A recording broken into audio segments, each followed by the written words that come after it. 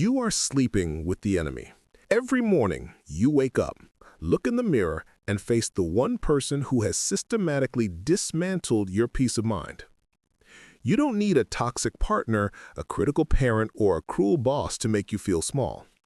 You have become so efficient at doing their work for them that you no longer need their input.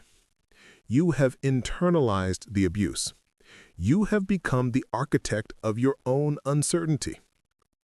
Most people think of gaslighting as a weapon used by manipulators to control their victims, and that is true. But the most devastating form of gaslighting is the kind you practice on yourself. It is the quiet, insidious habit of editing your reality before you even have the chance to experience it. It is the instant dismissal of your own emotions. It is the exhausting, daily courtroom drama where you act as the prosecutor, the judge, and the jury, and the verdict is always the same. You are wrong, you are crazy, you are overreacting. Think about the last time you felt a flash of anger or a gut instinct that something was off. What did you do with that data? Did you explore it, or did you immediately suppress it? Did you tell yourself, "I'm just being sensitive," or "I don't have all the facts"? You looked at the sky, saw that it was blue, and convinced yourself it was gray because you were terrified of being the only one who saw the color. This audiobook is not here to coddle you. It is not a collection of affirmations designed to make you feel warm for an hour. It is a demolition project.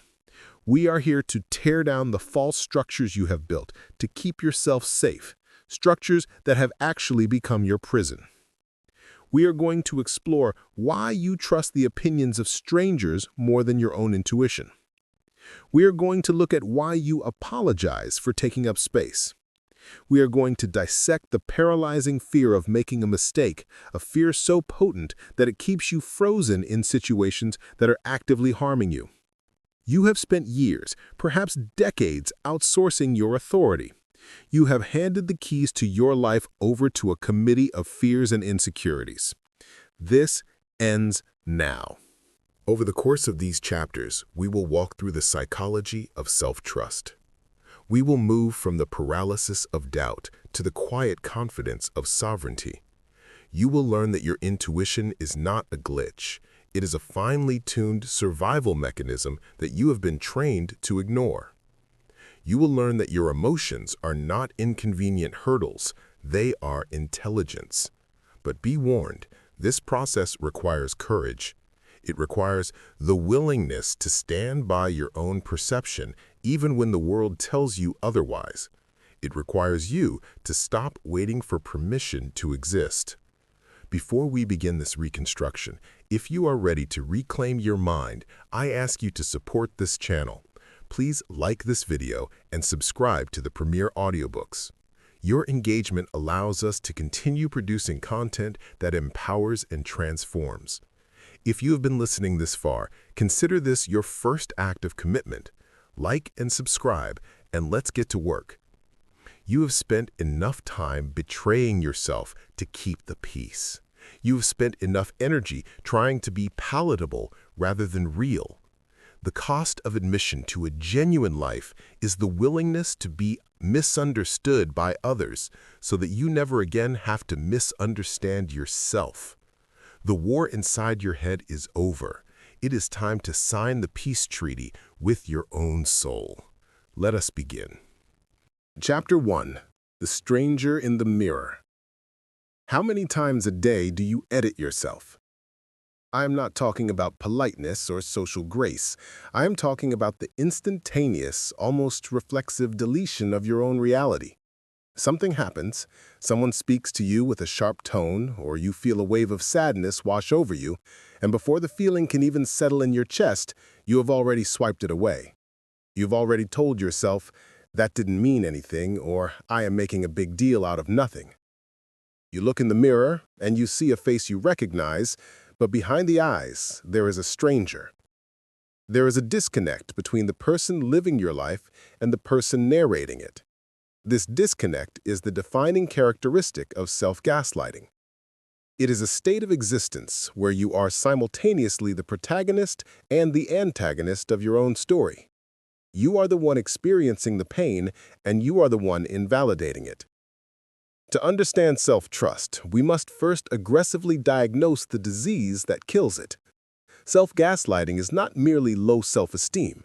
Low self-esteem is thinking you are not good enough. Self-gaslighting is thinking you are not sane enough to know the difference. It is a total fracturing of the psyche where your internal compass is not just broken, it is ignored. You are standing in the middle of a burning room, coughing on the smoke, while your inner monologue calmly explains to you that it is actually quite chilly and you should put on a sweater. This fracture creates a profound sense of isolation. When you cannot trust your own perception of reality, you become dependent on the world to tell you what is real. You become a beggar for validation. You walk into a room and scan the faces of others to determine how you should feel. You wait for the consensus before you form an opinion. You have outsourced the primary function of consciousness, the interpretation of your own existence. The symptoms of this condition are pervasive, but they often masquerade as personality quirks. Consider the chronic indecision that plagues your day. I am not referring to the inability to choose between life paths. I am talking about the inability to choose what to eat for lunch without polling the room. This is not flexibility. It is fear. It is the deep-seated belief that your preferences are liable to be wrong. You have gaslighted yourself into believing that even your taste buds are unreliable narrators. When you live with this internal fracture, exhaustion becomes your baseline state. It is physically and mentally draining to maintain a dual reality. You are running a complex simulation in your mind 24 hours a day. In one track, you have your raw experience, the anger, the hurt, the joy, the instinct. In the other track, you have the public relations department of your mind, tirelessly spinning, editing, and suppressing that data to fit a narrative that keeps you safe. This is the internal Stasi. It is a surveillance state you have erected inside your own head. Every thought is monitored. Every emotion is audited for validity before it is allowed to be felt. If you feel angry at a friend, the internal Stasi immediately steps in. Is that fair? Maybe they're having a bad day. You're being too harsh. Remember that time you messed up? Who are you to judge? By the time the audit is complete, the anger has dissolved into guilt, and you are the one apologizing. This brings us to the most visible symptom of the stranger in the mirror, the apology reflex. You apologize for things that are not your fault. You apologize for the weather. You apologize for asking a question. You apologize for existing in a way that might slightly inconvenience someone else. "I'm sorry" becomes a punctuation mark rather than an expression of remorse. Analyze what that apology really means. When you say sorry for taking up space, you are reinforcing the belief that your presence is a violation. You are telling your subconscious that you are fundamentally a burden. The self-gaslighter believes that their natural state is in the way. Therefore, any interaction that requires someone else to adjust to you, whether it is moving out of your path on the sidewalk or listening to your problems, feels like a transgression that requires immediate atonement. The stranger in the mirror also engages in a distinctive form of historical revisionism. Have you ever had an argument and 5 minutes later you are already rewriting the script in your head? You know you were hurt. You know what they said was unacceptable. But as the silence stretches on, the doubt creeps in. Did they actually say that? Maybe I sounded aggressive first. Maybe my tone was off. If I hadn't looked at them that way, they wouldn't have yelled. You take the jagged, messy reality of human conflict and you sand it down until it is smooth, until you are the villain. Why? Because if you are the villain, you have control. This is the dark, twisted logic of self-gaslighting. If the other person is simply cruel or irrational, you are helpless. You are a victim of chaos. But if you are the problem, if you are too sensitive, too needy, too demanding, then there is a solution. You just need to be less. You need to be quieter, smaller, more agreeable. You trade your sanity for the illusion of agency. This trade-off is catastrophic. It creates a backlog of unprocessed reality. Your body keeps the score, even when your mind refuses to acknowledge the game. This is why self-gaslighters often suffer from mysterious physical symptoms, tension headaches, digestive issues, chronic fatigue. It is the somatic manifestation of the truth you are suppressing. Your gut is screaming at you, and because you have taped its mouth shut, it has to punch you in the stomach to get your attention. The stranger in the mirror is also an expert at shifting the goalposts of validity. You tell yourself that you are allowed to be upset, but only if you have a signed affidavit, 3 witnesses, and a precedent of similar grievances. You require a mountain of evidence to justify a single feeling. If you feel sad, you ask, "Do I have a right to be sad? My life is fine. Others have it worse." You subject your emotions to a rigorous intellectual tribunal. But emotions are not legal arguments. They are biological signals. When you touch a hot stove, your hand recoils before your brain can formulate a sentence about thermodynamics. Pain is data. When you gaslight yourself, you leave your hand on the stove while debating whether the heat is real. You burn because you are waiting for permission to pull away. This intellectualizing of emotion is a defense mechanism. It feels safer to live in your head than in your body. In your head, you can rationalize, you can spin, you can explain away the red flags. In your body, the truth is blunt and unavoidable. The tightness in your throat when that person walks into the room, that is real. The drop in your stomach when you agree to a favor you don't want to do, that is real.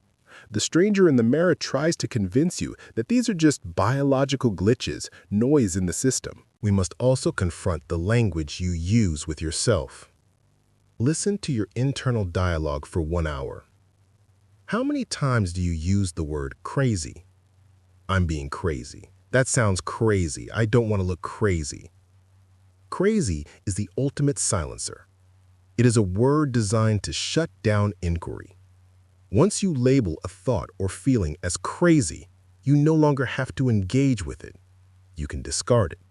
It is the dismissal of the self. Who taught you that your reality was crazy? We will explore the origins in later chapters. But for now, recognize that you are perpetuating the lesson. You are the teacher and the student in a classroom of suppression. You have learned that to be loved, or to be safe, or to be accepted, you must be agreeable. And to be agreeable often means agreeing with a reality that contradicts your own. The stranger in the mirror is terrified of conflict. External conflict is viewed as a life-threatening event. To avoid it, you create internal conflict. You absorb the tension. If there's a disagreement between you and another person, you will twist yourself into knots to see their perspective, to validate their feelings, to make excuses for their behavior, all while abandoning your own position. You are the most understanding person in the world to everyone except yourself. This creates a profound loneliness. You can be surrounded by people who love you, yet feel completely invisible because the you that they are interacting with is a curated performance. They are loving the mask, not the person behind it. And you are terrified to drop the mask because you have convinced yourself that the real you, the one with the needs, the boundaries, the sharp edges, and the gut instincts, is unlovable. Self-gaslighting is also a thief of potential. It paralyzes you. How can you make a bold career move when you don't trust your own judgment? How can you choose a life partner when you don't trust your own red flag detectors? You stay in situations long past their expiration date because you are waiting for someone else to tell you it is time to leave. You linger in the doorway of your own life, waiting to be invited in. You might believe that this hypervigilance makes you a good person. You tell yourself that you are just being self-aware. But there is a canyon of difference between self-awareness and self-gaslighting. Self-awareness is observing your thoughts and behaviors with curiosity and a desire to grow. Self-gaslighting is observing your thoughts and behaviors with contempt and a desire to suppress. Self-awareness asks, why did I react that way? Self-gaslighting screams, you shouldn't have reacted that way. The stranger in the mirror is relentless. It wakes up with you. It goes to bed with you. It critiques your dreams. But this stranger is not a monster. It is a protector that has outlived its usefulness. At some point in your history, disconnecting from your reality kept you safe. It kept the peace. It allowed you to survive in an environment where your truth was dangerous. But you are not in that environment anymore. You are here, now. And the survival strategy that once saved you is now slowly suffocating you. Recognizing the split is the first step. You have to catch yourself in the act. You have to hear the, I'm sorry, before it leaves your lips and ask, what am I apologizing for? You have to feel the doubt creep in after a decision and recognize it not as wisdom, but as a reflex. You have to look in the mirror and realize that the person looking back is desperate to be heard. The goal of this journey we are on is to merge the two selves, to dissolve the stranger, to integrate the narrator and the protagonist so that when you speak, you're speaking with the full weight of your conviction. It is to reach a place where, when you feel something, your first instinct is to honor it, not to put it on trial. This requires a suspension of the logic you prize so highly. You use logic as a weapon against your intuition. You demand linear, rational explanations for nonlinear, intuitive knowing. You tell yourself, I have no reason not to trust this person, while every hair on your arms is standing up. You are bringing a calculator to a knife fight. Your intuition is processing millions of data points, micro-expressions, tone shifts, historical patterns that your conscious mind cannot articulate yet. By prioritizing logic, you are discarding your most advanced survival software. The path back to yourself is not about becoming arrogant. It is not about believing you're infallible. It is about believing you are capable. It is about knowing that even if you are wrong, you will survive it. The self-gaslighter fears being wrong more than they fear being unhappy. They would rather be miserable and correct, by other people's standards, than take a risk on their own happiness and potentially face a mistake. We are going to dismantle this fear. We are going to evict the stranger. But today, right now, I want you to simply acknowledge that the stranger exists. Acknowledge the gap between what you feel and what you admit to feeling. Acknowledge the exhaustion of the cover-up. You are tired. You are tired of double-checking your own reality. You are tired of asking for permission to feel pain. You are tired of the performance. That tiredness is good. That exhaustion is the fuel we need to burn down the old structures. You have to be sick of your own bullshit before you can change it. You have to be willing to look that stranger in the eye and say, I am done erasing you. This is not a passive process. You cannot think your way out of a prison you thought your way into. You have to act. But the action starts with observation. For the next 24 hours, treat your mind like a crime scene. Watch the evidence. Watch how quickly you dismiss your own comfort. Watch how fast you assume you are the problem. Don't try to fix it yet. Just watch. See the fracture. See the split. Because once you see it clearly, you can no longer pretend it isn't there. And once you can no longer pretend, the healing becomes inevitable. The stranger in the mirror has been running the show for too long. It is time to introduce yourself to the person you actually are. Chapter 2. The Architecture of Silence. No one is born silencing themselves.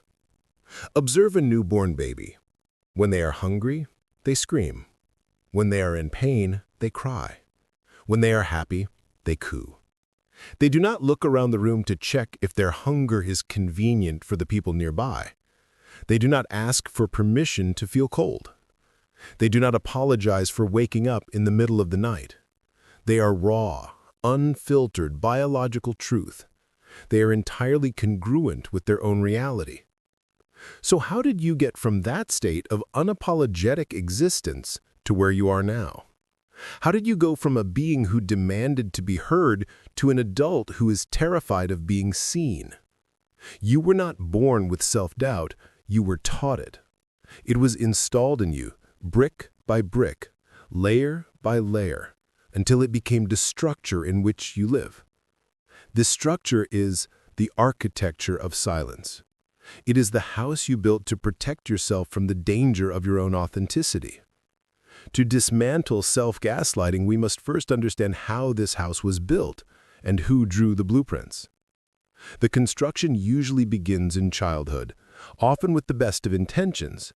We are social animals, and our survival depends on attachment to our caregivers. For a child, the threat of abandonment is equivalent to the threat of death. You need the adults in your life to survive. Therefore, maintaining their approval is your primary biological imperative. Consider the good child syndrome. Many self-gaslighters were praised for being easy. You were the low-maintenance kid. You were the one who didn't cause a fuss. But look closely at what that praise was actually rewarding. It was rewarding the suppression of your needs. When you fell and scraped your knee and an adult said, "You're okay, stop crying, it's not a big deal," they were not just trying to soothe you. They were overriding your reality. Your body said pain, danger, fear. The authority figure said safety, calm, silence. In that moment, you faced a terrifying choice. You could trust your body and risk the disapproval of the caregiver, or you could trust the caregiver and disconnect from your body. Because survival is paramount, you chose the caregiver. You learned that your internal signals were faulty. You learned that you were not the authority on your own experience. You learned that to be good child meant to agree with the external narrative, even when it contradicted your internal truth. This is the foundation of the architecture. It is the belief that attachment requires self-betrayal. As you grew, the walls went up. You entered the school system, a factory designed for standardization. In a classroom of 30 students, individual intuition is often an inconvenience. You were taught that there is one right answer, and it is in the back of the teacher's book. Divergent thinking, emotional outbursts, or questioning the rules were met with shame or correction. You learned that social acceptance is currency, and the cost of that currency is conformity. But the most damage is often done in the intimate trenches of adolescent and early adult relationships. This is where the specific virus of gaslighting often takes hold. Perhaps you had a parent, a partner, or a close friend who was emotionally volatile. In such an environment, you became a meteorologist of their moods. You learned to walk on eggshells, scanning the atmosphere for shifts in pressure. In these dynamics, you learned that your perception was a liability. If you pointed out that they were being cruel, they might have said, "You are too sensitive," or "I was just joking, can't you take a joke?" This is the classic gaslighting maneuver, the denial of intent and the invalidation of impact. When you hear "you are too sensitive" enough times, you stop defending your boundaries and start questioning your skin. You wonder, am I too sensitive? Maybe I am the problem. You begin to calibrate your emotional reactions not to the event itself, but to the other person's tolerance level. You become a chameleon, changing your colors to avoid conflict. You silence your anger because anger leads to rejection. You silence your joy because your joy might be annoying. You silence your needs because having needs makes you difficult. This is how the architecture is framed. You build rooms where you lock away parts of yourself. There is a room for your anger, boarded up and dark. There is a room for your creative ambition, dusty and ignored because someone once told you it was unrealistic. There is a room for your intuition, which you have soundproofed because its voice was too disruptive to the status quo. The tragedy of this architecture is that it works. It keeps you safe. By silencing yourself, you avoid the fight. You keep the volatile partner calm. You keep the critical parent satisfied. You keep the demanding boss from exploding. You survive. But the price of this survival is the erosion of the self. You begin to engage in preemptive gaslighting. This is a sophisticated defense mechanism where you invalidate yourself before anyone else has the chance to do it. If you have an idea, you immediately shoot it down so that no one else can ridicule it. If you feel hurt, you immediately tell yourself it's stupid so that no one else can call you dramatic.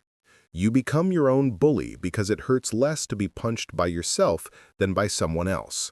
You are beating them to the punch. This creates a split in your consciousness. You have the experiencing self, the part of you that feels, wants, and knows, and you have the observing critic, the internalized voice of all those past authority figures, judges, and skeptics. The critic becomes the guard at the gate of your mind. Nothing gets out without the critic's stamp of approval, and the critic is a harsh master. It demands absolute certainty, perfect logic, and total invulnerability before it allows you to speak.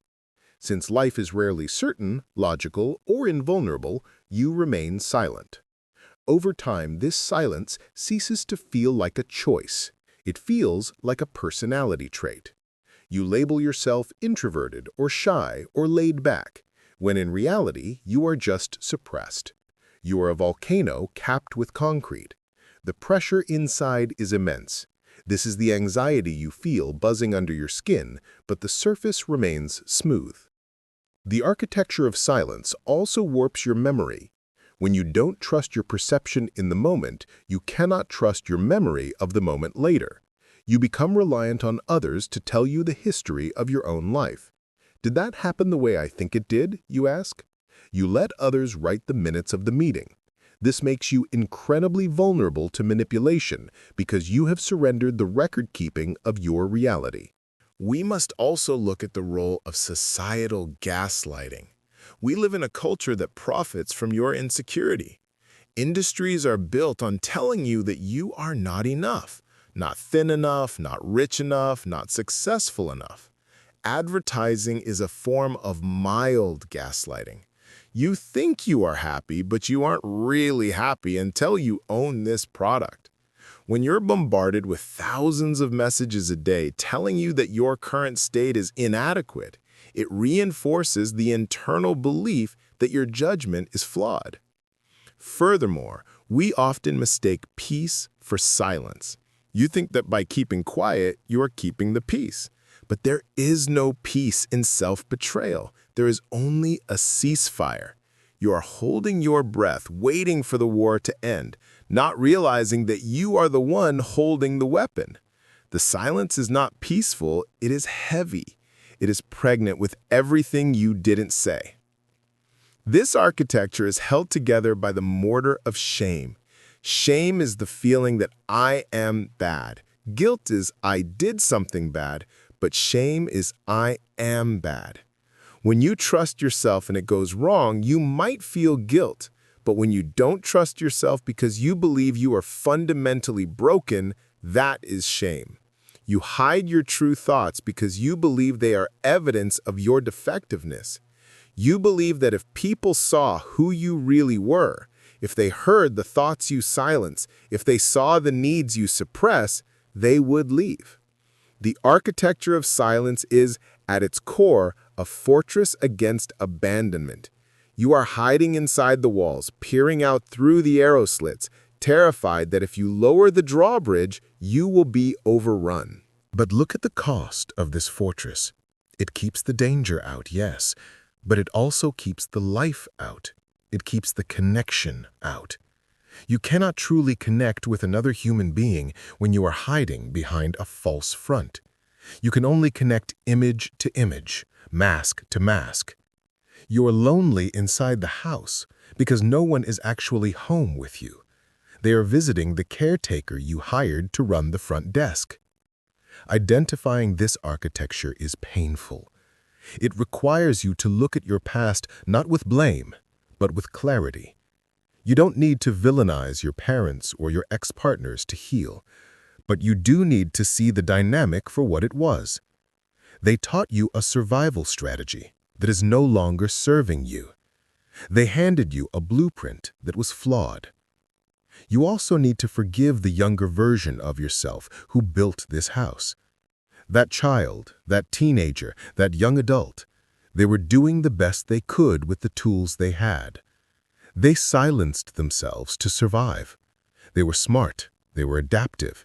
They protected you the only way they knew how. But you are not that child anymore. You are not dependent on those authority figures for your survival. You pay your own rent. You buy your own food. You are the authority now. The danger has passed, but the soldier is still standing guard in the bunker. The process of dismantling this architecture is not about blowing it up with dynamite. It is about renovation. It is about walking into the boarded-up room of your anger and prying the windows open to let the light in. It is about unlocking the door to your intuition and sitting down to listen to what it has to say. It is about thanking the observing critic for its service and then relieving it of duty. It starts with noticing the pause, that split second between having a thought and suppressing it. That is the moment of construction. In that micro moment, you are laying another brick. Catch yourself. Why did you stop? Who told you that thought wasn't valuable? Whose voice is echoing in your head? Is it your voice? Or is it the voice of a ghost? Most of the time, the internal monologue that narrates your insecurity is a recording. It is a mixtape of every criticism, every rejection, and every dismissal you have ever absorbed. You are playing it on a loop, hypnotizing yourself into compliance. To break the silence, you must first stop fearing the noise. You must be willing to be messy. You must be willing to say the wrong thing. You must be willing to disrupt the equilibrium. The people around you, who are used to your silence, might be uncomfortable when you start to speak. They might say, "You've changed." Good. You are supposed to change. You are waking up from a coma of compliance. The architecture of silence is robust, but it is not permanent. It was built by human hands, your hands, and it can be dismantled by them too. It requires a decision to stop prioritizing the comfort of others over the integrity of your soul. It requires you to accept that being difficult is better than being non-existent. We are going to take this house apart. We are going to examine every brick, and we are going to build something new, something with open windows and unlocked doors, something where you can breathe. You have lived in the dark long enough. It is time to step out onto the porch and speak. Chapter 3. The courtroom in your head. Order in the court. The gavel bangs inside your mind before you've even opened your eyes. You are awake and the trial has resumed. The defendant, you. The prosecutor, you. The judge, you. The jury, a collection of every critic, skeptic, and doubter you have ever encountered. Welcome to the most exhausting jurisdiction on earth, the courtroom in your head. Most people assume that thinking is a neutral act. They believe that when they are pondering a decision or analyzing a feeling, they are simply processing information. But for the self-gaslighter, thinking is not processing. It is prosecuting. You do not just have thoughts, you have charges filed against you. Every decision you face, from the trivial to the life-altering, is subjected to a rigorous legal proceeding. You do not simply choose what to eat for breakfast, you cross-examine your appetite. Are you really hungry or are you just bored? You ate 3 hours ago. Is this responsible? You do not simply feel hurt by a friend's comment. You put the emotion on the stand. Objection, Your Honor. The witness is being hypersensitive. Where is the physical evidence of malice? Did they explicitly say they hate you? No? Then the defense rests. This internal litigation is the mechanism that sustains self-doubt. It is the sophisticated machinery of the gaslight. You believe that by putting your reality on trial, you are being rigorous, logical, and fair. You tell yourself you're just thinking it through. But you are not being fair. You are presiding over a kangaroo court where the verdict has been decided before the trial even begins. the verdict is always guilty of incompetence, guilty of irrationality, guilty of being too much. Let's examine the prosecutor. This is the voice of your anxiety. It is articulate, relentless, and has an eidetic memory of every mistake you have made since 1998. The prosecutor does not play fair. It uses leading questions. If you take this job and fail, won't everyone laugh at you? If you speak up for your needs, aren't you just being a burden? The prosecutor's favorite tactic is the demand for beyond a reasonable doubt. In a criminal court, this standard protects the innocent. In your mind, it paralyzes the innocent. You refuse to believe your own intuition unless you can prove it beyond a reasonable doubt. Consider this scenario. You meet someone new. Your gut tightens. You feel a distinct sense of unease. A healthy mind notes this as a red flag and proceeds with caution. But in your mental courtroom, the prosecutor stands up and screams, "Objection! Speculation!" "Where is your proof?" the prosecutor demands. "Has this person done anything concrete to harm you?" "No." "Have they been rude?" "No." "They have been perfectly polite." "So on what grounds do you dislike them?" "You are being judgmental. You are projecting. You are the problem." Because you cannot produce a signed affidavit of their bad intentions, you dismiss the case. You overrule your gut. You tell yourself, "I have no reason not to trust them." This is a lie. You have a reason, it just isn't admissible in the court of logic. You force yourself to engage, to be nice, to ignore the warning bells. 3 months later, when that person betrays you exactly as your gut predicted, the prosecutor doesn't apologize. It simply pivots to a new charge. "You are so stupid for trusting them. You should have known better." You cannot win against a prosecutor who plays both sides of the argument. Now look at the defense attorney. This is the part of you that is trying to survive. It is the part of you that knows what you feel. But in this courtroom, the defense is underfunded, overworked, and timid. When the defense tries to speak, "But I feel sad," the prosecutor shreds it. "Feelings are not facts. Stick to the facts." The defense crumbles because you have accepted the premise that emotions are inadmissible evidence. This is the core error of the internal courtroom, the belief that intellect is superior to instinct. You worship at the altar of logic. You believe that if you can't explain a feeling in a clear, rational sentence, the feeling is invalid. But the human experience is not a geometry proof. It is messy, contradictory, and often pre-verbal. Your subconscious mind processes millions of bits of information per second, tone of voice, body language, pattern recognition, that your conscious mind cannot immediately articulate. When you demand that your intuition submit a written report before you listen to it, you are crippling your own intelligence. You are like a person smelling smoke and refusing to leave the building because they haven't seen the fire yet. Logic dictates you wait for the flames. Survival dictates you run. The self-gaslighter burns to death while waiting for the evidence.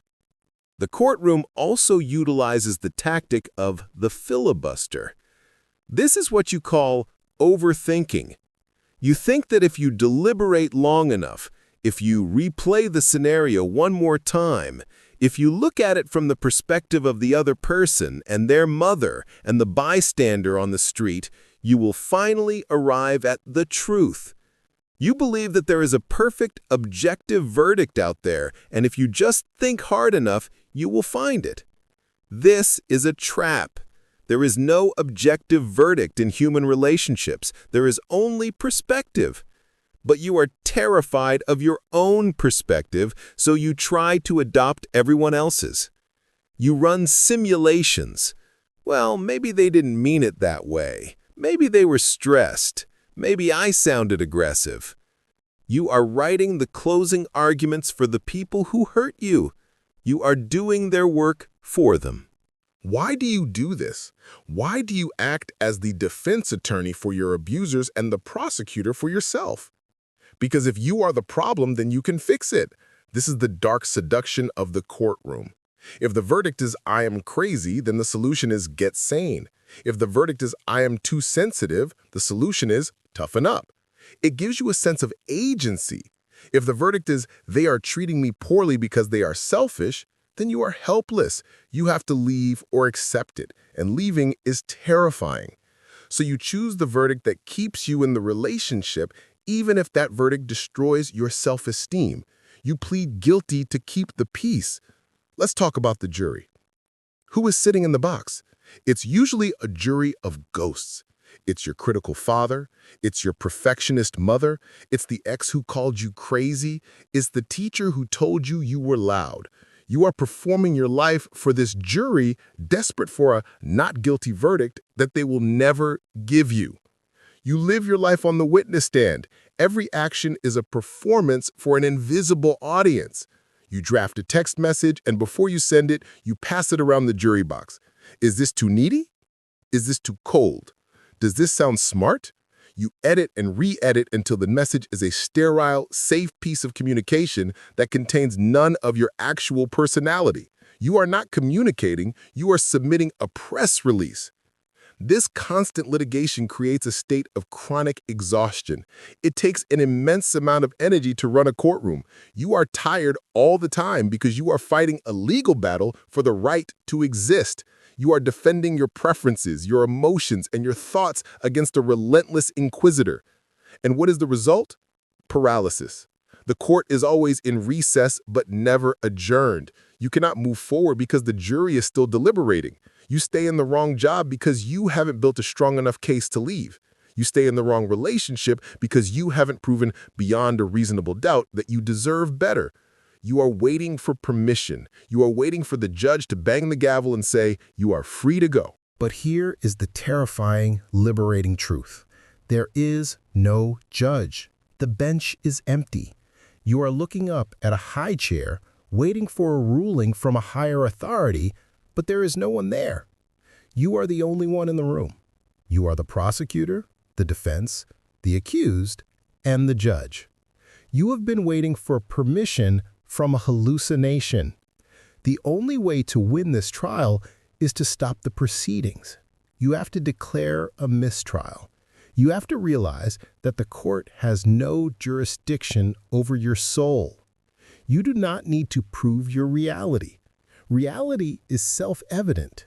If you are cold, you do not need to check the thermostat or ask the person next to you if they are cold before you put on a sweater.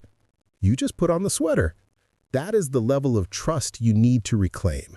The "I feel it, therefore it is valid" level of trust. This requires you to learn the difference between a discovery phase and a decision. In law, discovery is where you gather facts. It's useful. You should ask questions. You should reflect. But for the self-gaslighter, discovery never ends.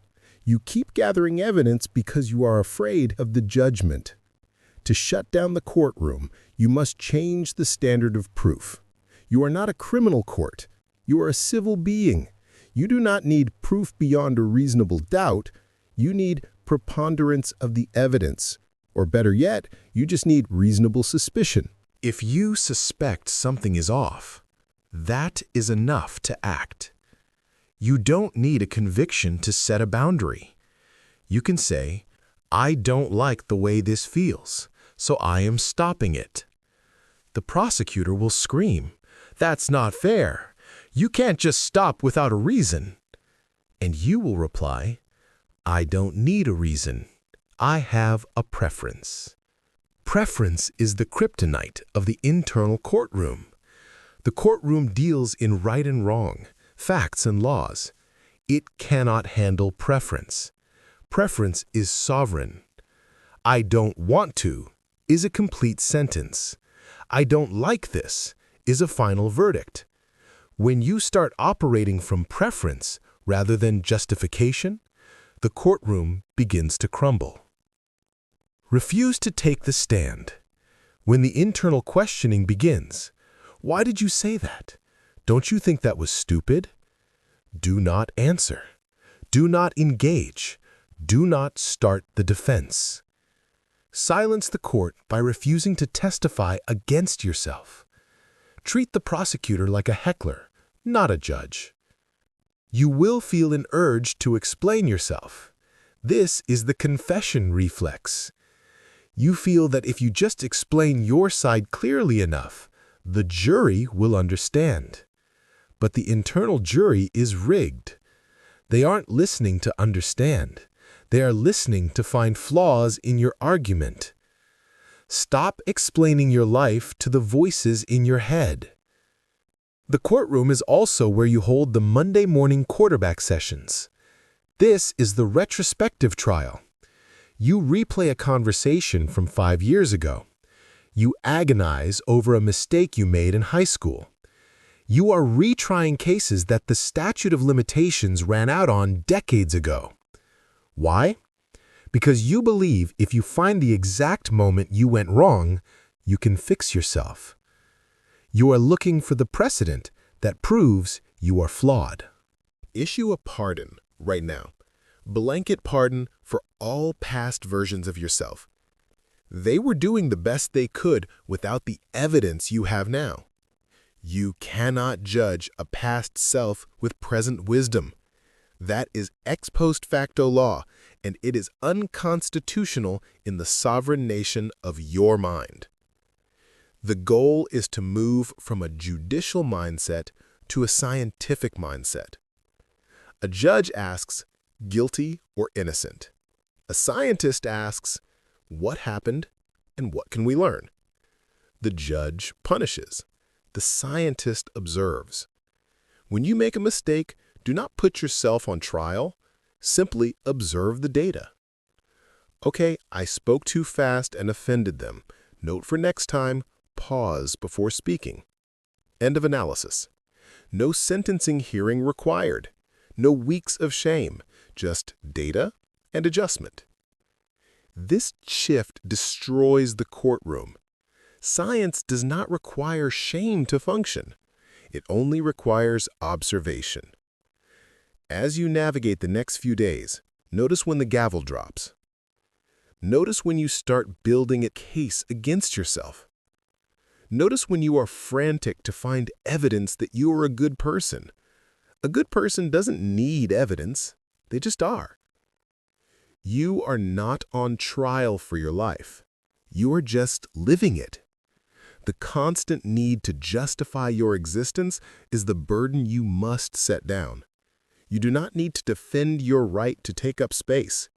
You do not need to cross-examine your desires. Open the doors of the courtroom. Walk past the screaming prosecutor. Walk past the judgmental jury. Step out into the sunlight of the real world, where things simply are, where you simply are, and where no verdict is required. Chapter 4. Severing the Cord. You are an addict. You may not smoke, drink, or gamble, but you are dependent on a substance that is just as consuming and just as destructive to your autonomy. That substance is external validation. You are hooked on the nod of approval, the reassuring text message, the likes on the screen, and the consensus of the crowd. You have lived your life attached to an invisible IV drip, feeding you a steady stream of permission to exist. This chapter is the intervention. We are going to talk about severing the cord. I am not talking about cutting people out of your life, though that may happen. I am talking about cutting the psychological umbilical cord that you have refused to shed. You are an adult operating with the emotional dependency of a child. You believe that you cannot make a move, form an opinion, or choose a path unless mom and dad, or their surrogates, your boss, your spouse, society, sign the permission slip. The addiction to validation is deceptively simple. You trade your autonomy for safety. When you make a decision entirely on your own, you bear the full weight of the risk. If you fail, it is your failure. That is terrifying. But if you ask 5 friends what you should do, and they all agree, you have successfully distributed the risk. You have crowdsourced the responsibility. If it goes wrong, you can tell yourself, well, everyone thought it was a good idea. This is not collaboration. It is cowardice. It is a strategic maneuver to avoid the burden of sovereignty. You are terrified of being the sole author of your life because you are terrified of writing a tragedy. So you let everyone else hold the pen, thinking that if the story ends badly, at least you won't be the one to blame. But here is the price of that safety. When you outsource the risk, you also outsource the victory. When you succeed based on someone else's roadmap, you don't feel a sense of triumph. You feel relief. You feel like a good employee who followed instructions, not a pioneer who conquered new territory. You cannot build self-trust if you never make a decision by yourself. Every time you ask, "What do you think?" before you ask yourself, "What do I think?" you are hammering a nail into the coffin of your self-respect. The mechanism of this addiction is the pull. Watch yourself the next time you face a dilemma. It could be something significant, like a breakup, or something trivial, like buying a pair of shoes. What is your first instinct? It is to poll the audience. You take screenshots, you send texts, you ask your partner, you gather data. You tell yourself you are gathering perspectives. You are lying. You are not looking for perspective, you are looking for consensus. You are looking for a majority vote to override your own uncertainty. You are treating your life like a democracy where you are just one voter among many. But your life is not a democracy. It is a monarchy, and you are the sitting ruler who refuses to take the throne. You have left the seat of power empty, allowing courtiers and passersby to sit in it and dictate policy. Severing the cord means evicting them. It means realizing that in the kingdom of your mind, your vote is not just one of many, it is the veto. It is the executive order. This shift requires you to confront the vacuum of authority. When you stop asking for validation, you are met with a deafening silence. You stand at a crossroads. You look around for someone to point the way, and there is no one. Just you. This silence causes panic in the self-gaslighter. It feels like abandonment. You must reframe this silence. It is not abandonment. It is freedom. That silence is the space where your intuition finally has room to speak. For years, your intuition has been drowned out by the noise of the committee you convened. When you fire the committee, the silence allows the signal to come through. But you have to be able to stand in the silence long enough to hear it. You must also understand the transactional nature of your niceness. Many self-gaslighters are chronic people pleasers. You think you are nice because you are a good person. I am challenging that narrative. You are nice because you are transactional. You are nice to buy safety. You are compliant to buy approval. You suppress your needs to buy low-maintenance status. This is a covert contract. You think, if I am easy, if I am helpful, if I never rock the boat, then you must validate me. You must tell me I am good. When the world doesn't pay up, when people are ungrateful or critical despite your sacrifice, you feel a resentment so deep it burns. After everything I did for them, you scream. That resentment is the receipt for the bad deal you made. You sold your soul for a validation that never came. Severing the cord means tearing up the contract. It means being kind because you want to be kind, not because you are paying a ransom for love. It means realizing that no is a complete sentence and that your boundaries are not up for negotiation. The cord is also made of the story of confusion. You love to tell people, "I'm just so confused, I don't know what to do." Confusion is a safe harbor. As long as you are confused, you don't have to act. As long as you are figuring it out, you are safe from the possibility of failure. I am going to tell you something that might make you angry. You are rarely as confused as you claim to be. In almost every situation, there is a quiet, terrifying voice inside you that knows exactly what to do. You know you need to leave that relationship. You know you need to quit that job. You know you need to stop drinking. You know. You cloak yourself in confusion because the truth is inconvenient. The truth requires change. The truth requires pain. So you pretend to be confused. You go to your friends and present the dilemma, hoping they will give you an easier answer than the one your gut is screaming at you. You are shopping for a discount on reality. Severing the cord means admitting that you know. It means dropping the act of the befuddled victim and stepping into the role of the reluctant warrior. You might not want to do what needs to be done, but do not insult your own intelligence by pretending you don't know what it is. The withdrawal symptoms from validation are real. When you stop asking for permission, you will feel a spike in anxiety. You will feel naked. You will post something online and feel a physical itch when the likes don't roll in instantly. You will make a decision and feel a wave of nausea thinking, what if I'm wrong? This nausea is growth pain. It is the feeling of your atrophied muscles finally being used. You have been carried your whole life. Of course, your legs shake when you stand up. Do not mistake this shaking for weakness. It is the vibration of increasing strength. To sever the cord, you must implement the information diet. Stop telling everyone everything. The self-gaslighter is often an oversharer. You broadcast your inner life because you are looking for audience feedback to tell you how to feel about your own secrets. Try this. Make a significant decision and tell no one for 24 hours. Sit with it. Hold it in your chest. Feel the weight of it. Do not text your group chat. Do not call your mother. Do not post a vague status update. Keep it contained. This builds internal pressure. Most people release this pressure immediately by talking. But if you hold it, that pressure transforms into gravity. It gives you weight. It makes you substantial. People who need constant validation feel light, like they could be blown away by a stiff breeze of criticism. People who contain their own reality feel heavy, grounded, immovable. You want to be heavy. You must also recognize the false prophets you have surrounded yourself with. Who are you asking for advice? Deeply unhappy people? Friends who are just as lost as you? Parents who have never taken a risk in their lives? We often seek validation from people who are unqualified to give it. You are asking a person who has never started a business if your business idea is good. You are asking a person who is terrified of being alone if you should leave your partner. You are not asking for wisdom.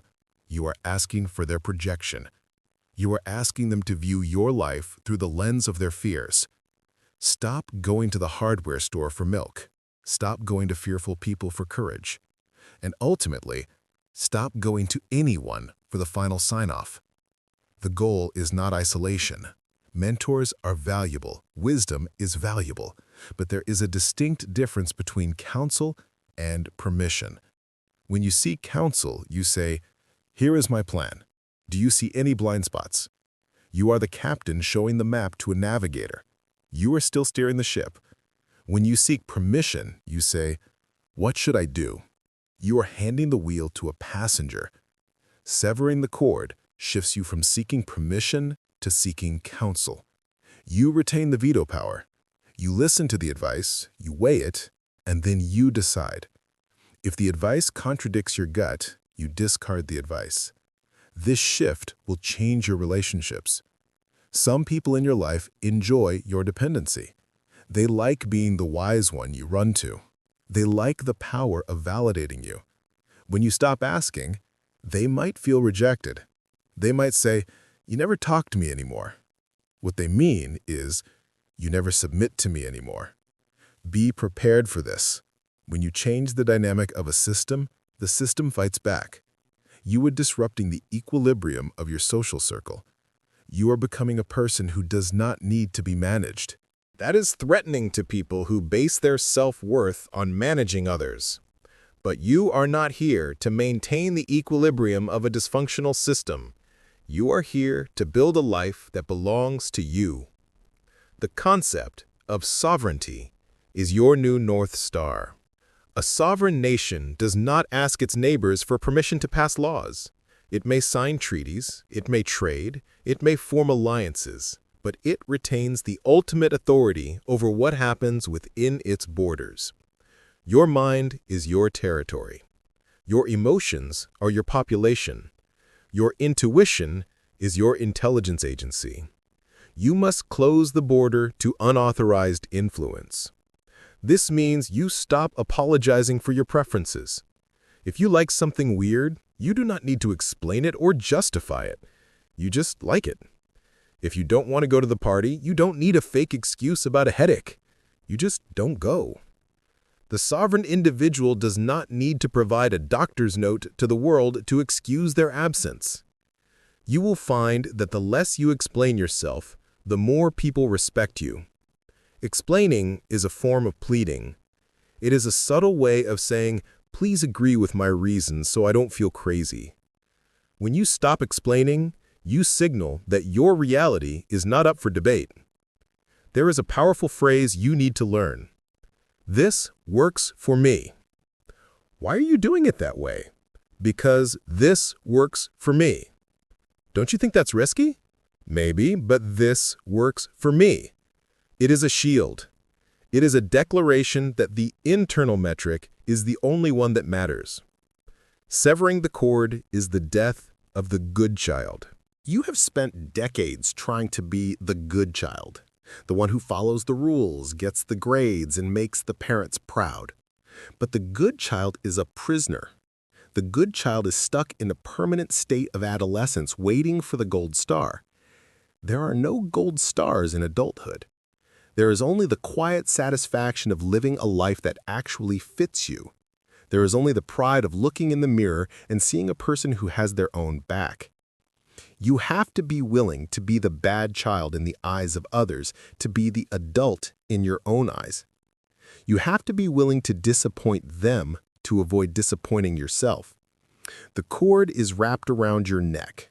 It is choking your creativity, your spontaneity, and your truth. You are holding the scissors. Cut it. Cut it by making a decision today that you tell no one about. Cut it by wearing the outfit you love but are afraid is too much. Cut it by saying no without a reason. The moment you cut the cord, you will fall. You will feel the gravity. It will be scary. But then, for the first time in your life, you will feel your feet hit the solid ground. And you will realize that you were never meant to hang in the air, suspended by the opinions of others. You were meant to stand. Chapter 5. Reclaiming Your Reality. Imagine you are driving a car down a dark highway at 70 miles per hour. Suddenly, a bright red light flashes on the dashboard. It is the check engine light. What do? A rational driver acknowledges the light. They slow down, they listen to the engine. They pull over to inspect the problem. They understand that the light is not the problem. The light is the messenger. The light is trying to save the car from catastrophic failure. Now, imagine a different driver. This driver sees the red light and feels instantly ashamed. They think, "Stupid light, why are you so dramatic? Everyone else's car is fine. I don't want to deal with this." So they take a piece of black electrical tape and cover the light. They keep driving at 70 miles per hour, smiling, pretending that because they can no longer see the warning, the danger does not exist. This is exactly what you do with your emotions. You are the driver with the tape. You treat your emotions, your anger, your sadness, your anxiety, your jealousy, as if they are inconveniences that need to be hidden, rather than intelligence that needs to be heeded. You have gaslighted yourself into believing that the dashboard is broken. You tell yourself that you are too sensitive or too emotional, which is the equivalent of yelling at a thermometer for telling you it is cold outside. Reclaiming your reality begins with a fundamental shift in how you view the human operating system. You must stop viewing emotions as character flaws and start viewing them as biological data. Evolution did not design you to be chill. Evolution designed you to survive. Every emotion you feel is a survival algorithm that has been refined over millions of years. Anxiety is a threat detection system. Anger is a boundary defense protocol. Sadness is a processing mechanism for loss. Loneliness is a drive for tribal connection. When you feel these things, your system is working correctly. The self-gaslighter, however, operates under the delusion that negative emotion equals personal failure. You believe that if you were stronger, wiser, or more spiritual, you wouldn't feel angry, you wouldn't feel hurt. You would be a Zen master, floating above the messy reality of human life. This is a dangerous fantasy. It leads to a practice I call emotional anorexia. You starve yourself of the right to feel. You restrict your emotional intake to only the acceptable calories: happiness, gratitude, and calm. Anything else is purged. You swallow your anger until it turns into depression. You swallow your fear until it turns into panic attacks. You swallow your grief until it turns into numbness.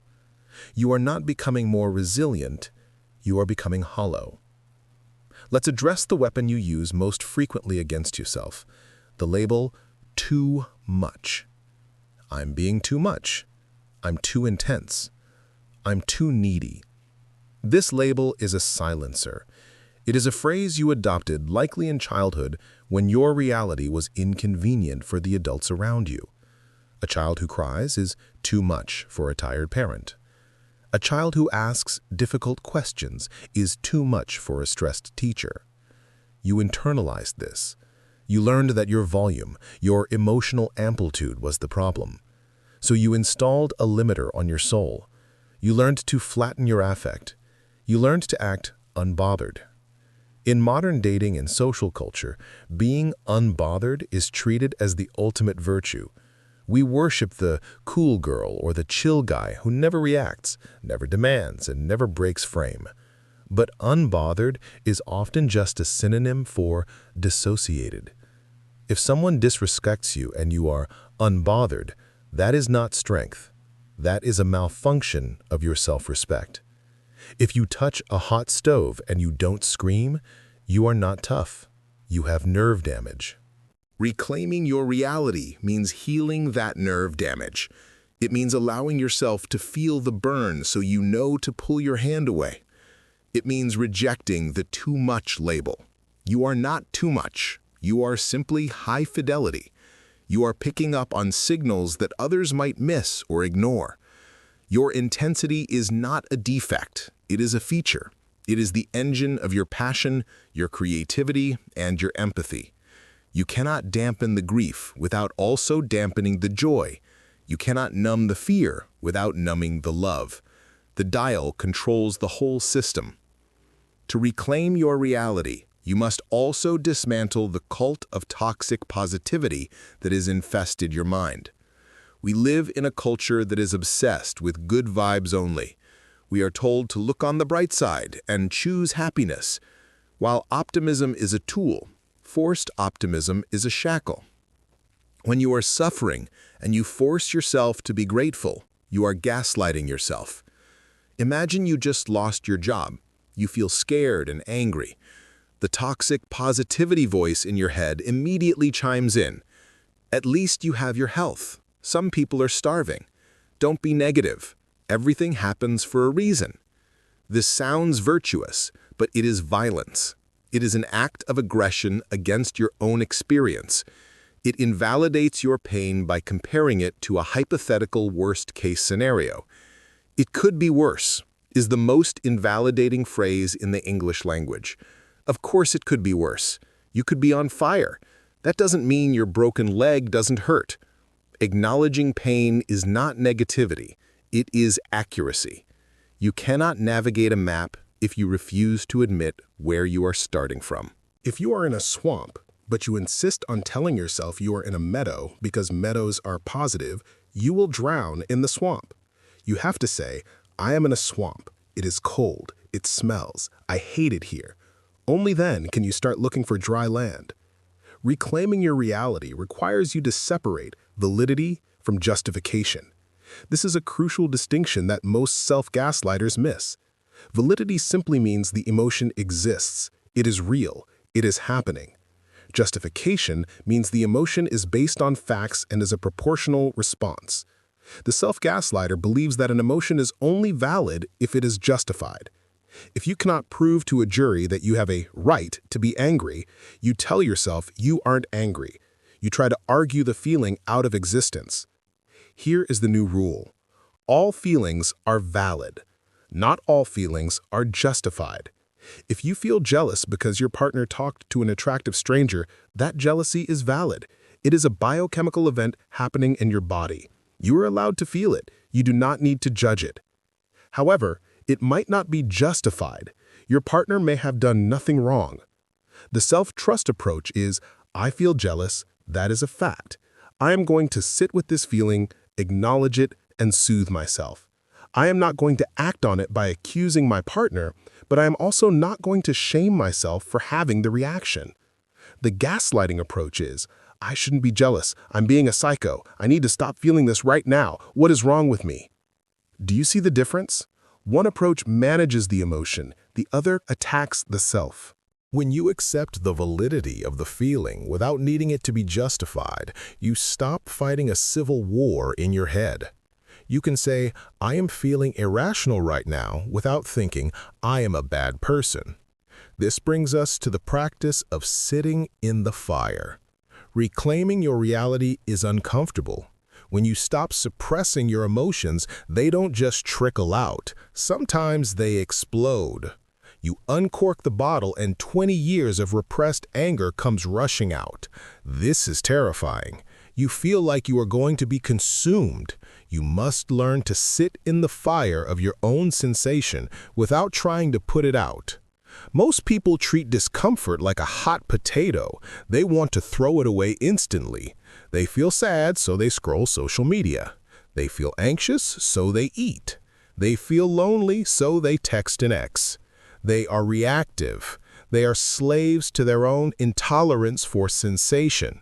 You need to build emotional stamina. You need to be able to sit in a room, feel a wave of shame wash over you, and just breathe. Don't fix it. Don't analyze it. Don't distract yourself. Just let it burn. Why? Because emotions are waves. They have a beginning, a middle, and an end. The average lifespan of an intense emotion, if left uninterrupted, is about 90 seconds. But because you resist it, because you tell yourself you shouldn't be feeling it, you trap it. You get stuck in the loop. By refusing to feel the pain, you prolong the suffering. When you sit in the fire, you realize something profound. You are fireproof. The emotion can burn, but it cannot consume the observer. You are the sky. The emotion is the weather. The storm can be violent, but it cannot destroy the sky. This practice leads to emotional sovereignty. Sovereignty means you are the final authority on your internal state. If you say you are hurt, you are hurt. It doesn't matter if the other person says, I didn't mean to hurt you. Their intent does not cancel out your impact. Think about physical pain. If someone accidentally steps on your foot and you say, ouch, and they say, I didn't mean to, does your foot stop hurting? No. The pain is real regardless of their intention. You don't have to apologize for limping. Yet emotionally, you apologize for limping all the time. You let people debate you out of your own experience. You're remembering it wrong. That's not what happened. You're taking it the wrong way. When you reclaim your reality, you stop debating. You stop bringing your feelings to a committee for approval. You simply state them as facts. I felt dismissed when you said that. No, you didn't. I was just joking. I understand you were joking. However, I felt dismissed. Notice the power in that interaction. You are not asking them to agree that they were dismissive. You are stating the irrefutable fact of your experience. You are holding your ground. You are not asking for permission to feel. You are informing them that you do feel. This is not about being a tyrant. It is not about forcing everyone to cater to your every whim. It is about being visible. Self-gaslighting is a form of self-erasure. You make yourself transparent so no one bumps into you. Reclaiming your reality is becoming opaque. It is becoming solid. It means occupying your own body. You must also learn to trust your nonsense. Sometimes your intuition speaks in nonsense. It speaks in dreams, in sudden urges, in repulsions that make no logical sense. You walk into a house you are thinking of buying, and you feel cold. The inspection is fine, the price is right, but you feel cold. The self-gaslighter buys the house because the logic says yes. The self-truster explores the cold. Maybe the cold is telling you that the neighborhood is wrong. Maybe it's reminding you of a childhood trauma. Maybe it's just a draft, but you respect the signal enough to investigate. You don't dismiss the vibes. Vibes are just subconscious data processing. You have spent years treating your mind like a dictatorship where only rational thought is allowed to speak.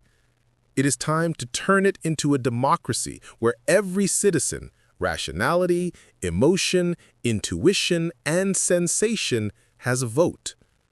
Rationality is still important. It keeps you from doing dangerous things. But it shouldn't be the only voice in the room. If you ignore your emotions long enough, they will unionize. They will go on strike. This looks like burnout. Or they will riot. This looks like a nervous breakdown. Do not wait for the riot. Invite them to the table now. Start today with the name it game. Throughout your day, pause and name your emotion. Be specific. Don't just say bad. Say disappointed. Say wistful. Say threatened. I am feeling anxious about this meeting. I am feeling envious of my friend's success. I am feeling resentful toward my partner. Say it out loud. Write it down. Do not judge it. Do not follow it with, but I shouldn't be. Just let the sentence hang in the air. I am feeling envious. See? The world didn't end. You didn't turn into a monster. You just told the truth.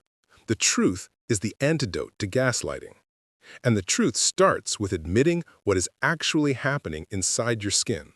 You cannot trust yourself if you do not know yourself. And you cannot know yourself if you are constantly editing the transcript of your life. Stop editing. Read the raw footage. Your reality is not up for debate. It is the ground you stand on. If it feels shaky, it is only because you have been hovering above it, afraid to land. Land. Put your weight down. Feel the impact. It is heavy, yes, but it is real. And real is the only place where you can build a life that lasts. Chapter 6. The Signal and the Noise.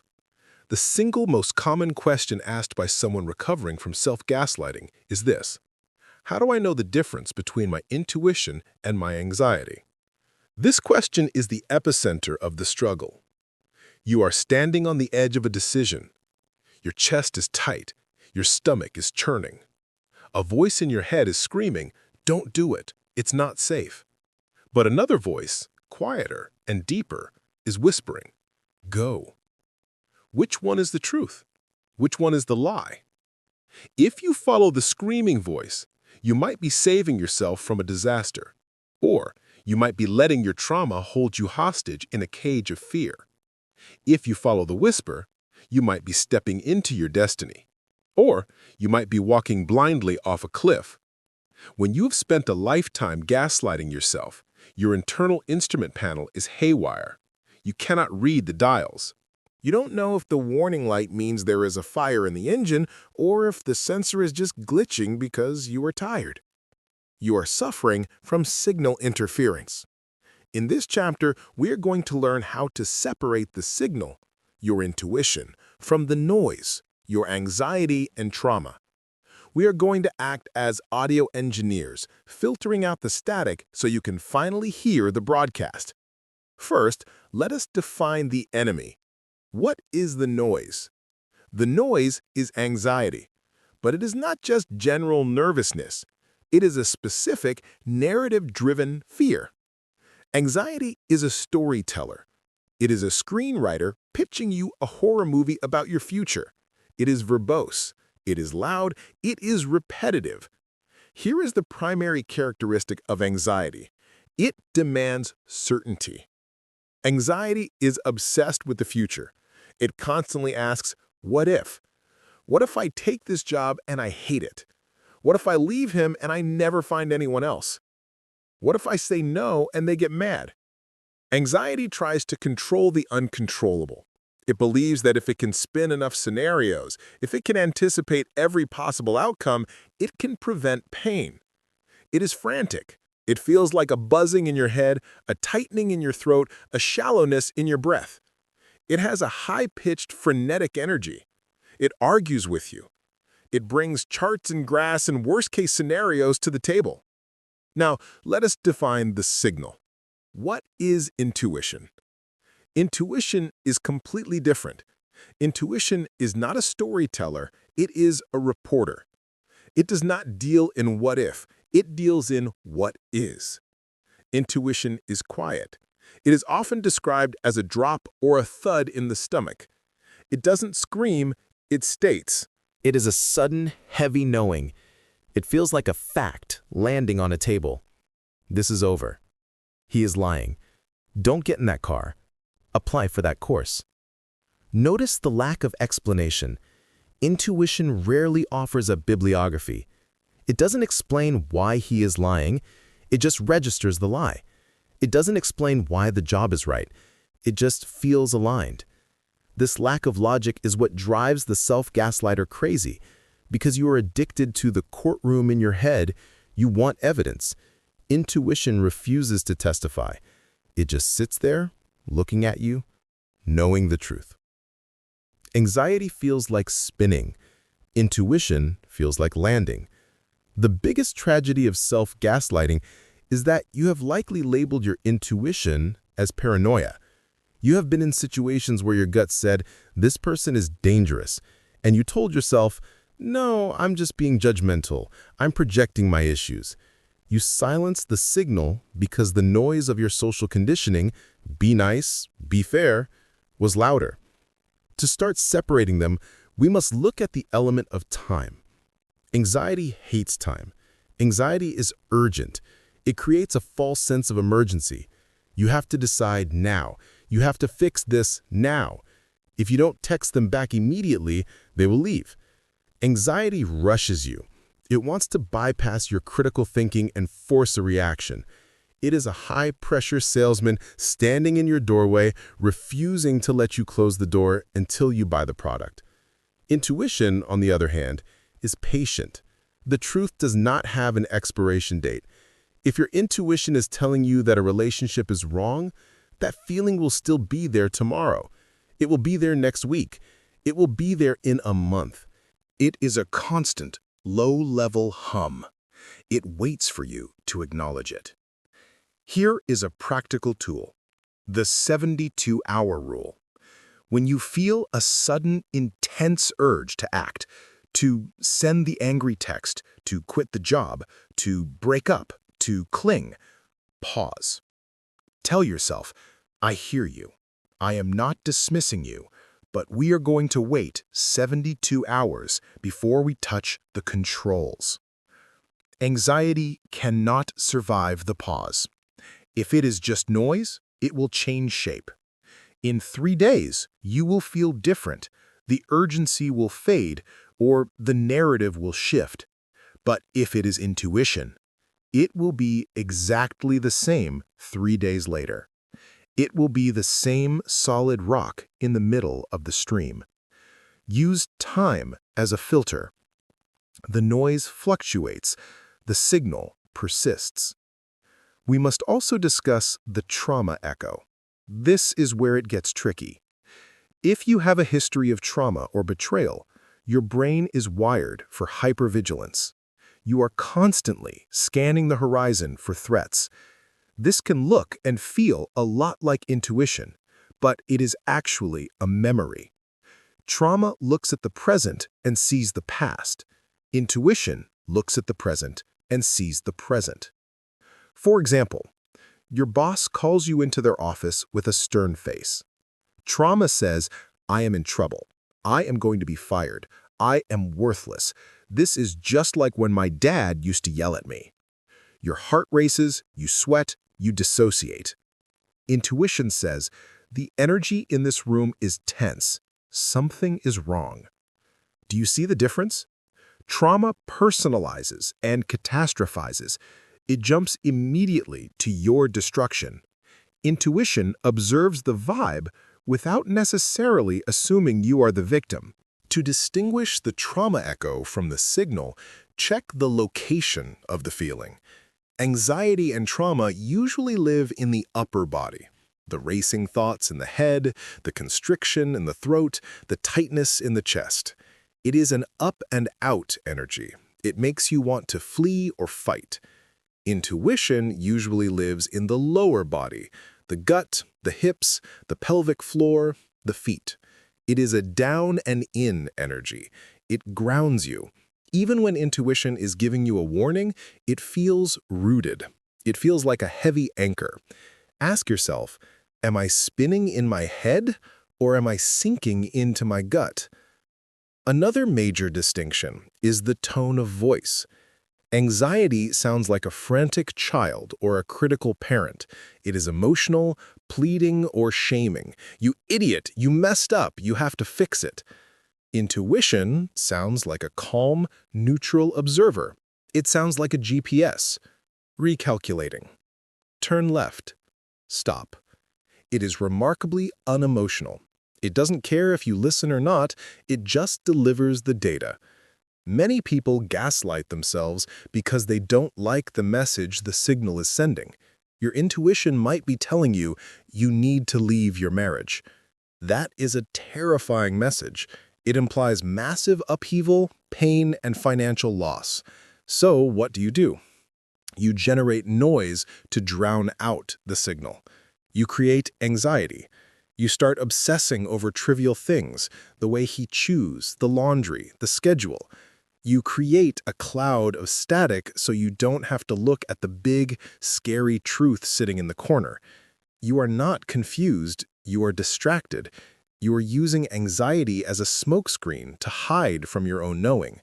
To reconnect with the signal, you must practice somatic calibration. You need to learn what yes and no feel like in your specific body. Think back to a time when you made a decision that was absolutely right for you. Maybe it was the day you adopted your dog, or the day you chose your college, or a time you turned down an invitation you didn't want. Close your eyes and remember that moment of decision. How did your body feel? Was there a sense of expansion? A feeling of lightness? A click of alignment? That is your yes signature. Now, think back to a time you agreed to something you hated, a time you said yes when you wanted to say no. Remember the moment of agreement. How did your body feel? Did your stomach contract? Did your shoulders slump? Did you feel a wave of exhaustion? That is your no signature. You need to study these signatures like a map. For the next week, calibrate on small things. When you look at a menu, don't just pick what you should eat. Look at the options and see which one gets a yes from your body. When the phone rings, look at the name and see if your body expands or contracts. Don't act on the big stuff yet. Just gather data. Oh, interesting. When I talk to Sarah, my stomach tightens. That's a no signal. You don't have to break up with Sarah today. Just notice the signal. Stop overriding it with, "But she's been my friend for 10 years. That is the mind arguing with the body. Just listen to the body.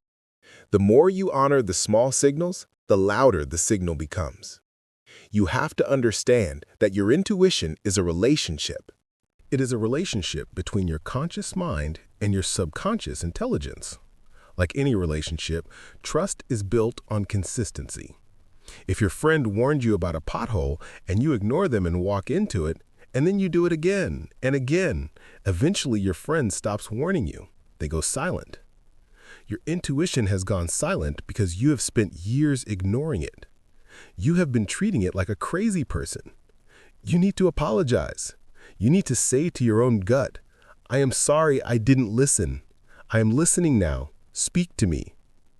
And then you have to be brave enough to hear what it says. Sometimes the signal is, I don't know. This is a valid signal. In a culture that demands instant opinions, I don't know is a revolutionary stance.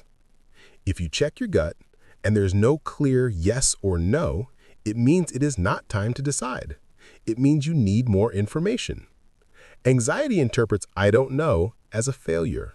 It starts screaming, we have to know, pick a side. Intuition sits comfortably in the unknown. It says, wait, the mist will clear. Beware of wishful thinking masquerading as intuition. This is the halo effect. You want something to be true so badly that he loves you, that the job is perfect, that you project a golden light onto it. You mistake your desire for your instinct. How do you tell the difference? Wishful thinking is fragile. It requires maintenance. You have to keep convincing yourself. You have to keep listing the pros. He's really great. He's just busy. And remember that one time he was nice? Intuition is robust. It stands on its own. It doesn't need a sales pitch. If you find yourself selling a situation to yourself, you are not in intuition. You are in negotiation. And if you are negotiating, you are usually losing. The ultimate test of the signal versus the noise is the peace check. Even when intuition guides you towards something difficult, like a breakup or a scary career move, there is a core of peace at the center of the decision. It is the peace of alignment. It is the feeling of the gears locking into place. You might be sad, you might be grieving, but you are not conflicted. Anxiety is never peaceful. It is a state of perpetual conflict. It is a civil war. If you make a decision and you feel a rush of manic energy, that is likely anxiety or adrenaline. If you make a decision and you feel a deep, quiet exhale, that is the signal. Rebuilding this trust takes time. You will get it wrong. You will mistake a trigger for a warning. You will mistake fear for excitement. That is okay. This is not a test you pass once. It is a skill you practice forever. The goal is not to eliminate the noise. The goal is to stop letting the noise drive the car. Imagine you're at a crowded party. The music is loud, people are shouting, glasses are clinking. That is the noise of the world and your anxiety. But across the room, your best friend is trying to tell you something. They are speaking in a normal volume. To hear them, you don't need to silence the party. That's impossible. You just need to tune your ear to their specific frequency. You need to lean in. Your intuition is that best friend. It is always speaking. It has been speaking to you every day of your life, trying to keep you safe, trying to guide you toward what is yours. Lean in. Stop arguing. Stop screaming back. Just listen. The signal is there, and it is telling you the truth. Chapter 7. The Fortress of Self. A boundary is not a wall you build to keep people out. A boundary is a line you draw to show where you exist. For the self-gaslighter, this line is non-existent. You are not a defined territory. You are a public park. Anyone can walk in, trample the grass, leave their trash, and set up camp. You absorb the moods, the opinions, and the crises of everyone around you until you cannot tell where they end and you begin. You call this empathy. You pride yourself on being an empath. You say, I just feel things deeply. I am going to challenge that definition. What you are experiencing is not empathy. It is emotional contagion. Empathy is the ability to understand another person's feelings while remaining anchored in your own. Emotional contagion is the involuntary infection of your nervous system by someone else's state. When you walk into a room and your partner is angry and suddenly you feel physically sick, that is not empathy. That is a lack of internal skin. You are a sponge in an ocean of other people's waste. You are absorbing the toxins of your environment because you have no filtration system. This chapter is about building the fortress of self. It is about constructing the psychological architecture that allows you to witness the storms of others without drowning in them. It is about learning the most important skill of self-trust, the ability to remain separate. The self-gaslighter believes that to love someone, they must merge with them. You believe that if your mother is sad, you are not allowed to be happy.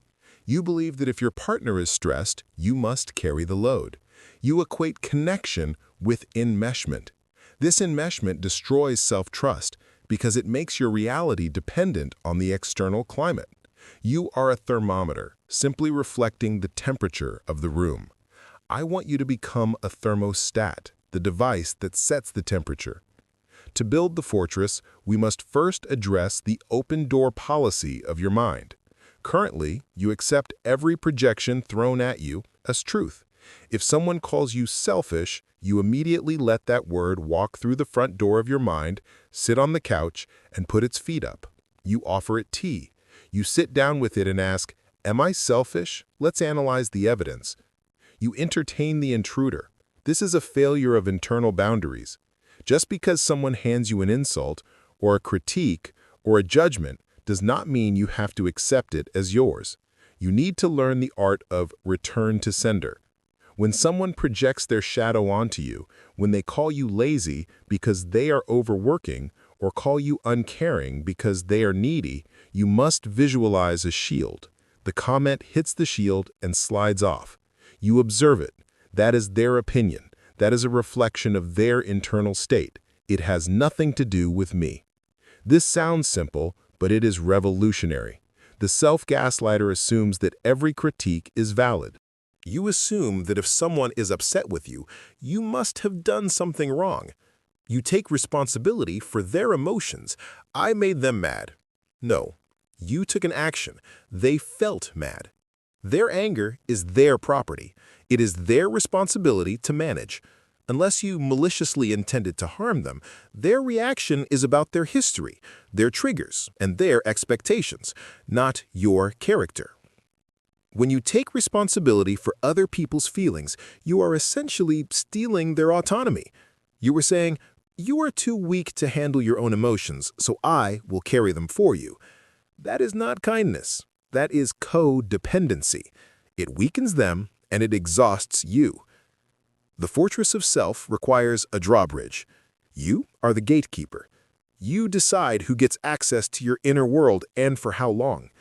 There are people in your life who are energy vampires. They are not necessarily bad people, but they are holes in the bucket. They dump their drama on you, leave feeling lighter, and you are left feeling heavy. You have been gaslighting yourself into thinking it is your duty to listen. I have to be a good friend, you say. A good friend offers support. A doormat offers submission. You must learn to say, "I love you, but I don't have the bandwidth for this conversation right now." Watch the panic rise when you imagine saying that. They will hate me. They will think I don't care. That is the gaslight speaking. That is the belief that your value lies solely in your utility. You believe you are rent to own. You think you have to pay rent for your space in people's lives by being their therapist. The fortress says, "I am valuable even when I am not useful. My presence is enough." Let's talk about the JADE technique. This is a crucial defense mechanism for your fortress. JADE stands for justify, argue, defend, and explain. When you are insecure in your reality and someone challenges you, "Why are you spending money on that? Why aren't you coming to the dinner?" Your instinct is to jade. You launch into a 5-paragraph essay explaining your reasoning. You try to convince them that your decision is valid. Stop jading. When you justify, argue, defend, or explain, you're implicitly agreeing that they have the right to judge you. You are entering their courtroom. You're handing them the gavel. When you defend your reality, you signal that your reality is weak. Strong realities do not need defense, they just are. I'm not coming to the dinner. Why? Everyone will be there. I know, but I'm staying in tonight. You're being boring. Maybe. Have fun. Notice the lack of jade. You didn't say, I have a headache, or I had a long week. You didn't offer a handle for them to grab. You stayed inside your fortress. You agreed with their insult, maybe, because their opinion of you being boring does not penetrate your walls. This is the concept of the gray rock. Be boring. Be unreactive. Be solid. When you stop feeding the dynamic with your defensive energy, the dynamic loses its power. But the hardest part of building the fortress is dealing with the people inside the walls, your closest relationships. How do you maintain a separate self when you are married, or raising children, or living with parents? The gaslight tells you that compromise means you surrender. You think compromise means you meet halfway by giving up half of yourself. True compromise is two whole individuals agreeing on a third path. It is not one person dissolving into the other. You must maintain your sovereign corners. These are the parts of your life that belong only to you. Your hobbies, your morning routine, your private thoughts. The self-gaslighter gives it all away. You stop painting because he doesn't like the smell. You stop getting up early because she likes to sleep in. You let your borders erode until you are just an extension of the other person. Then, 5 years later, you wake up and ask, "Who am I?" And you blame them for erasing you. But they didn't erase you. You erased yourself, inch by inch, in the name of harmony. Rebuilding the fortress means reclaiming those corners. It means doing things that make no sense to anyone else. It means having secrets. Not malicious secrets, but private realities. You are allowed to have thoughts you don't share. You are allowed to have dreams you don't broadcast. Privacy is a prerequisite for self-trust. The fortress also protects you from the guilt grenades. Manipulative people, and sometimes just needy people, weaponize guilt. If you loved me, you would. After all I did for you. Guilt is a heat-seeking missile designed to blow up your boundaries. It targets your good person programming. The self-gaslighter feels guilt and immediately thinks, I must be doing something wrong. Refrating guilt. Guilt often means you are violating someone else's expectation, not your own moral code. Read that again. Are you guilty because you hurt them?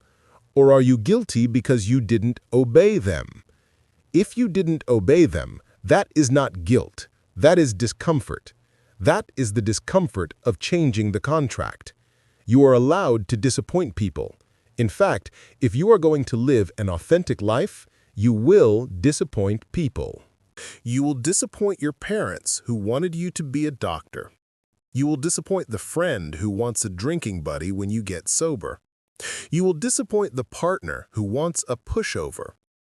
The capacity to tolerate being the bad guy in someone else's narrative is a superpower.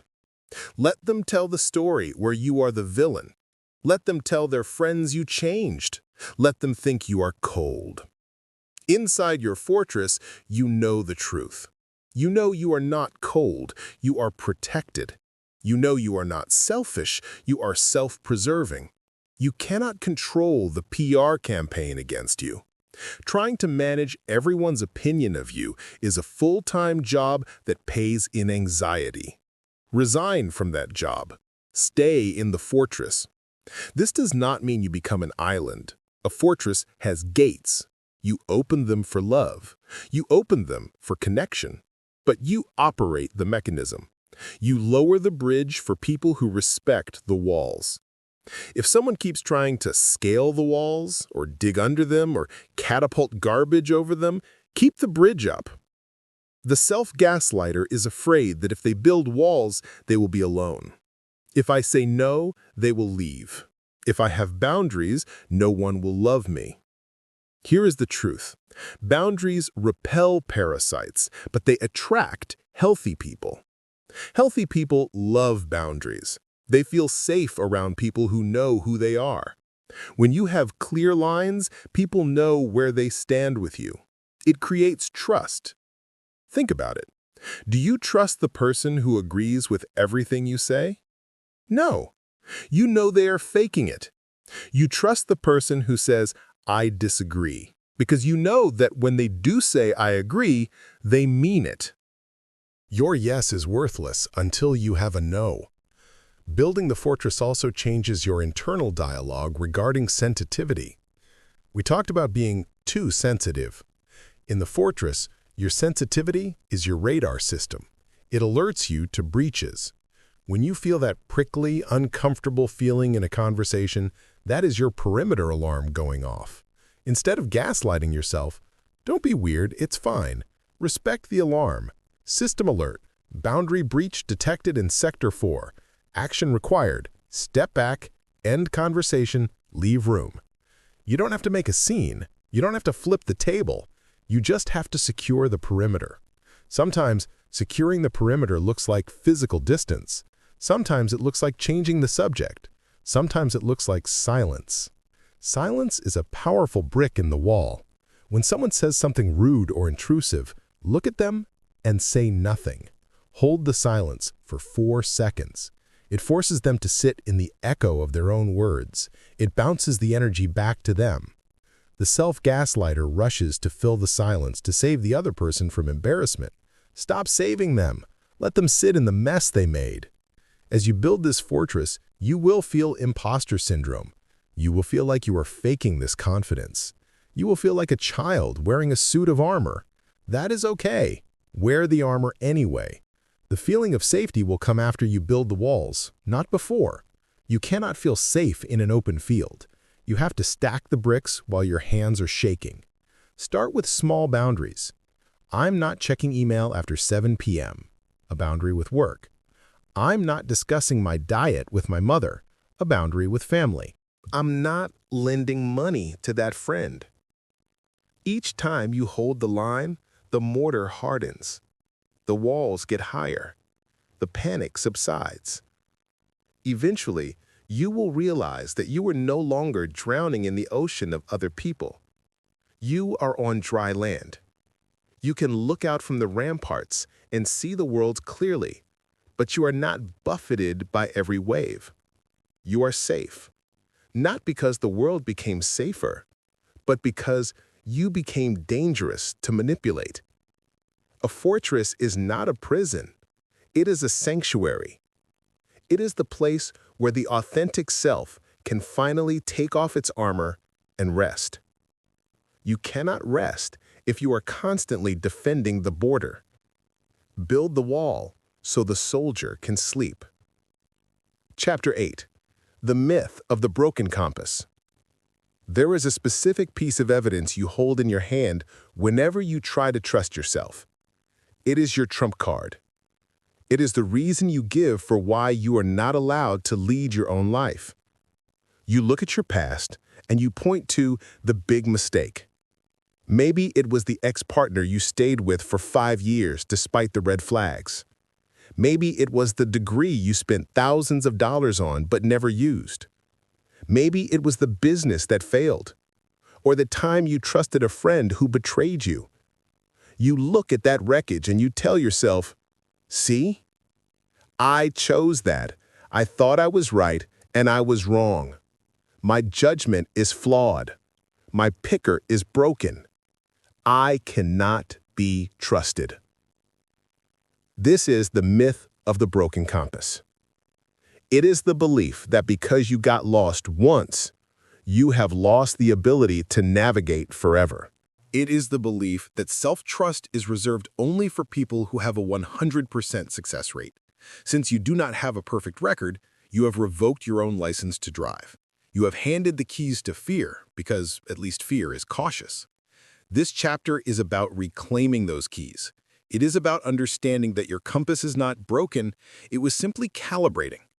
Let's dismantle the definition of trust you are currently using. You think self-trust means clairvoyance. You think it means knowing the outcome before you begin. You think that if you trust your gut and it leads to pain, your gut lied to you. This is false. Self-trust is not the belief that you will never make a mistake. Self-trust is the knowledge that if you make a mistake, you will be able to correct it. It is not a guarantee of safety. It is a belief in your own resilience. When you say, "I can't trust myself because I chose the wrong partner," you are ignoring the data. Did you really choose them blindly, or did you see the red flags and ignore them? In almost every case of bad judgment, the judgment was actually fine. The intuition was working perfectly. It was screaming, "No," but you overruled it. You acted out of loneliness or pressure or hope. So your compass wasn't broken. You just refused to look at where the needle was pointing. You marched north while the needle pointed south, and then you blamed the compass for the cold weather. But let's assume you genuinely didn't know. Let's assume you were blindsided. Does that mean you are broken? No, it means you were inexperienced. A compass needs magnetic fields to work. A human being needs data to work. How do you get data? By living, by failing, by getting it wrong. The pilot who has flown through a storm is a better pilot than the one who has only flown in clear skies. You are punishing yourself for the storm. You are looking at your scars and calling them defects, when in reality, they are credentials. You now know what a narcissist looks like. You now know what a bad investment feels like. You are smarter now because of the mistake. Yet instead of using that new intelligence, you are using the mistake as an excuse to retire from life. You are saying, "I crashed the car, so I will never drive again." That is not safety, that is paralysis. The self-gaslighter demands perfectionism as a prerequisite for movement. You tell yourself, "I will make a decision when I am sure it is the right one." I have news for you. There is no right decision. There are only choices and trade-offs. Every road you take has a cost. If you stay single, you have freedom, but you might feel lonely. If you get married, you have companionship, but you lose some freedom. If you take the job, you get money, but lose time. If you keep the time, you lose the money. You are paralyzed because you are waiting for a path with no downsides. You are waiting for a path that guarantees you won't get hurt again. That path does not exist. By waiting for the perfect choice, you are making the worst choice of all, stagnation. You are rotting in the waiting room. The myth of the broken compass also stems from a misunderstanding of how navigation works. When an airplane flies from New York to London, it is off course 90% of the time. The wind blows it left, the pilot corrects right. Turbulence hits, the pilot adjusts altitude. The flight is not a straight line. It is a constant series of micro-corrections. You think you have to walk a straight line. You think that if you veer off course, you have failed. You haven't failed. You are just flying. Self-trust is the ability to self-correct. It is the ability to say, "Oops, this job isn't what I thought it was. I'm going to pivot."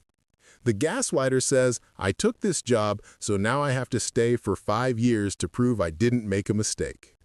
Do you see the difference? The self-truster treats life like a laboratory. "I tried this, it didn't work. New hypothesis." The self-gaslighter treats life like a courtroom. "I tried this, it failed. I am guilty of stupidity." You're terrified of the "I told you so." This is the external pressure that reinforces the broken compass myth. You are afraid that if you try and fail again, the audience will laugh. Your parents will say, "We told you that was a bad idea." Your friends will look at you with pity. You are acting as if your life is a performance for them. You are prioritizing their applause over your own expansion. Let them say, "I told you so." Let them judge. They are judging from the cheap seats. They are spectators. You are the gladiator in the arena. Of course you are bloody. Of course you are stumbling. You are the one fighting the lion. It is easy to have perfect judgment when you never leave the bleachers. Do not let the fear of looking foolish keep you from becoming wise. Wisdom is accumulated through the survival of foolishness. Let's go deeper into the big mistake. You are holding on to the shame of that mistake because you think the shame protects you. You think, if I beat myself up every day about that bad relationship, I won't get into another one. You are using shame as a fence, but shame is a terrible fence. Shame blinds you. When you are ashamed, you are looking inward, at your own feet, at your own flaw. You aren't looking outward at the world. Because you are looking down, you are likely to walk right into the same trap again. To trust your compass, you must forgive the navigator. You must look at that past version of yourself, the one who chose the wrong thing, and you must offer them compassion, not contempt. Say to that past self, you didn't know. You were lonely. You were young. You were acting on the information you had at the time. Thank you for surviving it so I could be here today. Until you forgive yourself for being human, you will never trust yourself to be human again. You will try to be a robot, and robots are easy to control. The broken compass myth also ignores the concept of seasonality. Sometimes a decision was right for a season, and then it became wrong. You married the person who was right for you at 25. At 35, they were no longer right. That doesn't mean your compass was broken at 25. It means you moved, you grew. The coordinates changed. You call it a failed marriage. I call it a completed contract. You call it a wasted decade. I call it a necessary developmental phase. When you label everything that ends as a failure, you destroy your ability to start anything new. You become terrified of endings, so you avoid beginnings. To rebuild trust in your compass, start with micro-navigations. Stop trying to map out the next 10 years. You can't. The train is changing too fast. Just map out the next 10 feet. Can you trust yourself to decide what to do for the next hour? Can you trust yourself to handle this one conversation? I don't know if this is the right career for the rest of my life. Okay. Is it the right work for today? I don't know. Then that is a signal. When you shrink the timeline, the stakes get lower. When the stakes are lower, the paralysis lifts. You are waiting for a feeling of absolute certainty. You are waiting for the clouds to part and a booming voice to say, "Turn left." That is not how it works. Trust is a gamble. It is an informed wager on yourself. You say, "I'm going to try this. If it works, great. If it doesn't, I will handle it. I will handle it." That is the mantra of self-trust. Not "it will be perfect," not "I won't get hurt," but "I will handle it." If I lose the money, I will make more. If I get your heart broken, I will heal. If I look stupid, I will laugh. I will handle it. When you believe you can handle the worst-case scenario, you stop being afraid of the compass. Think about a GPS system. When you miss a turn, does the GPS scream at you? Does it say, "You idiot, you ruined the trip, pull over and cry"? No. It says, "Recalculating." It immediately looks for the next best route from where you are now. It doesn't care about where you were 5 minutes ago. It doesn't care that you missed the turn. It deals with the present reality. You need to become your own GPS. You missed the turn? Fine. Recalculating. You lost the job? Fine. Recalculating. You wasted a year? Fine. Recalculating. The broken compass is a myth because you are not a static object. You are a learning machine. Every error is code for the next update. The only way to actually break your compass is to stop moving. A magnet that sits in one place for too long loses its charge. A human who sits in indecision for too long loses their spark. Movement creates clarity. You cannot steer a parked car. You have to get the wheels rolling, even if you are rolling slowly. Even if you are not 100% sure of the destination. As you move, the steering becomes easier. As you move, the view changes and you get new data. You're afraid that if you move, you will walk off a cliff. But look at your life. Have you ever actually walked off a cliff? You have fallen, you have tripped, you have been bruised, but you are still here. You are more durable than you think. You are more resourceful than you give yourself credit for. You have survived 100% of your bad days. You have survived 100% of your mistakes. The evidence is not that you are broken. The evidence is that you are unbreakable. So take the compass out of your pocket. Wipe off the dust. Stop apologizing for the scratches on the glass. Those scratches are proof of your journey. Look at the needle. Where is it pointing right now?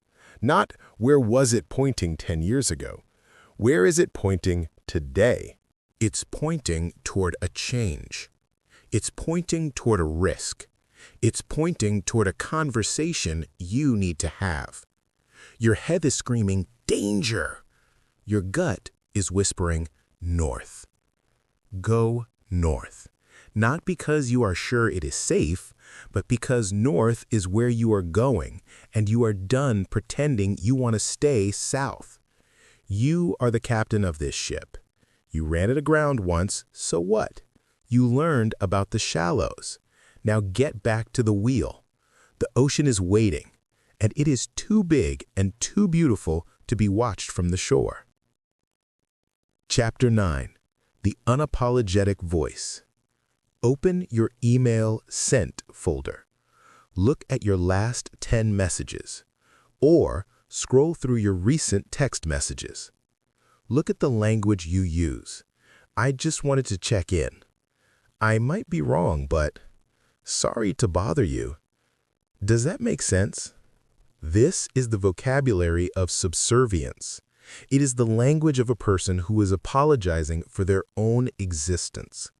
You are wrapping your thoughts in bubble wrap before you hand them to the world, terrified that if you are too direct, you will be rejected. You are shrinking yourself to fit into the margins of someone else's page. This chapter is about the mechanics of the unapologetic voice. We have rebuilt your internal reality.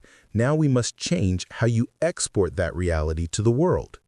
You cannot have a sovereign mind and a servile tongue. The way you speak shapes the way you are treated. If you speak like a subordinate, you will be treated like a subordinate, even if you are the boss. The enemy here is the softener. Softeners are the words we use to dilute the impact of our truth. Just, kind of, a little bit, actually. I just think that I'm kind of upset. It's actually not okay. Why do you do this? You do it to create plausible deniability. If you say, I am angry, that is a definite stance. You are planting a flag. If someone disagrees, you have to defend that flag. But if you say, I'm kind of annoyed, maybe, you have left yourself an escape route. If they get defensive, you can say, oh, it's not a big deal. You are pre-retreating before the battle has even begun. You think this makes you polite. It does not. It makes you unclear. And in the realm of communication, lack of clarity is the root of almost all conflict. When you refuse to speak clearly because you want to be nice, you force the other person to guess your needs. And when they guess wrong, which they will, you get resentful. This brings us to the most dangerous phrase in the Self-Gaslighter's Dictionary. Does that make sense? How many times a day do you say this? You finish explaining an idea or expressing a feeling, and you immediately tag on, does that make sense? Analyze what you are really doing. You are not asking if your English is grammatically correct. You are asking for validation. You are asking, am I crazy? Is what I said valid? Do you approve of my thought? You are handing your authority over to the listener. You're making them the judge of your coherence. If they say, no, that doesn't make sense, you immediately crumble. Oh, never mind. I'm probably explaining it wrong. Stop asking if it makes sense. It makes sense because you said it. If they are confused, let them ask a clarifying question. Do not preemptively invalidate your own intelligence. Does that make sense? State your point. Stop talking. Let it land. The silence is where the power lives. The self-gaslighter is terrified of the pause. You feel that silence is awkward or aggressive. So when you make a request or state a boundary and the other person doesn't answer instantly, you panic. You rush to fill the void. I can't come to the party, but maybe I can swing by later if I finish work, or I can come next week. You just negotiated against yourself. You had a boundary, I can't come, but the silence made you anxious, so you dismantled the boundary to comfort the other person. Learn to tolerate the gap. Say what you need to say, then close your mouth. Breathe. Look them in the eye. The person who is most comfortable with silence is the person who controls the room. When you stop rushing to fill the silence, you signal that you are not afraid of their reaction. You signal that your statement stands on its own legs and does not need to be propped up by excuses. This leads us to the distinction between being nice and being kind.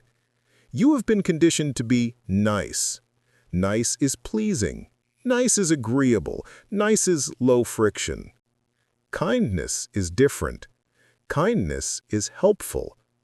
And sometimes the most helpful thing you can be is clear. If an employee is failing, being nice is ignoring it to spare their feelings until you have to fire them by surprise. Being kind is telling them the hard truth early so they have a chance to fix it. If a partner is crossing a boundary, being nice is swallowing your anger. Being kind is saying, "Stop. I don't like that." Directness feels like aggression to the self-gaslighter. You have spent so long whispering that speaking in a normal volume feels like shouting. You think, if I just say no, I am being a jerk. You are not being a jerk. You are being efficient. Let's look at the hinting game. This is the primary way self-gaslighters try to get their needs met without taking the risk of asking. You want your partner to take out the trash. The hint, wow, the bin is really full. It smells in here. The hope, you hope they read your mind, decode the passive comment, and take out the trash. The reality, they ignore it. You get angry. I told you the bin was full. The defense, you never asked me to take it out. You just commented on the smell. They are right. You didn't ask. You hinted. Hinting is a manipulation tactic. It is an attempt to control someone else's behavior without taking responsibility for the request. If they say no to a hint, they look like they're ignoring a fact. The bin is full. If they say no to a request, please take out the trash, it is a clear negotiation. You hint because you are afraid of the no. If you ask directly, "Will you help me?" and they say no, it hurts. It feels like rejection. So you hint, because a hint cannot be rejected. It can only be ignored. It protects your ego, but it destroys your relationship. The unapologetic voice asks for what it wants, directly, specifically. I want to go to Italian for dinner. I need you to call me when you're going to be late. I am looking for a salary of $80,000. Notice the lack of, "I was thinking maybe," Or if it's okay with you. State the desire. The self-gaslighter believes that having needs is a burden. You think that by minimizing your needs, you are being low maintenance, but in reality, people prefer direct requests. It takes the guesswork out of the relationship. It is exhausting to constantly have to decode someone who refuses to say what they mean. Your niceness is actually a cognitive load you are placing on everyone around you. Now, let's address the sorry reflex. You apologize for things that are not offenses. You apologize for coughing. You apologize for walking past someone in a store. You apologize for having a different opinion. You apologize for technical difficulties on a Zoom call that aren't your fault. Every time you say sorry when you haven't done anything wrong, you are reinforcing the subconscious belief that you are in the way. You are apologizing for occupying space. Here is the detox protocol. Switch "I'm sorry" to "thank you." Instead of, sorry I'm late, say, thank you for waiting. Instead of, sorry for venting, say, thank you for listening. Instead of, sorry to be a burden, say, thank you for helping me. Do you feel the energetic shift? Sorry puts you in a down position. It makes you small. It focuses on your error. Thank you puts you in an equal position. It acknowledges the other person's gift, their time, their patience, their help, without demeaning yourself. It turns a mistake into a moment of connection. Of course, if you genuinely hurt someone, apologize. If you step on a dog's tail, say sorry. But if you are just existing, stop apologizing. This transition to an unapologetic voice will trigger people. We must be prepared for the pushback. When you stop softening your language, people who are used to your submission will feel a jolt. They might ask, "Why are you being so snappy?" Or, "You've changed." Your old self, the gaslighter, would panic. "Oh no, I'm being mean. I need to apologize." Your new self, the sovereign, recognizes this for what it is. It is not that you are being snappy, it is that you are no longer fluffing their pillow. You have removed the padding. You do not need to defend your new voice. You do not need to say, "I'm not being snappy, I'm just trying to be assertive." That is jading, justifying, arguing, defending, explaining. Just hold the frame. "I'm just being clear." You will also face the tone police. These are people who attack how you said something to avoid dealing with what you said. "I don't like your tone. You could have asked nicer." Sometimes this is valid feedback, but often it is a deflection tactic. If you were calm, clear, and respectful, and they still attack your tone, it is because they don't like the boundary you just set. Do not get derailed into a debate about tone. Bring it back to the content. "I hear you. However, the point stands. I am not lending you the money." The unapologetic voice is also about owning your "I don't know." We talked about intuition, but socially, the pressure to have an opinion is immense. You feel you must have a take on politics, on the news, on your friend's drama. The self-gaslighter fakes an opinion to fit in.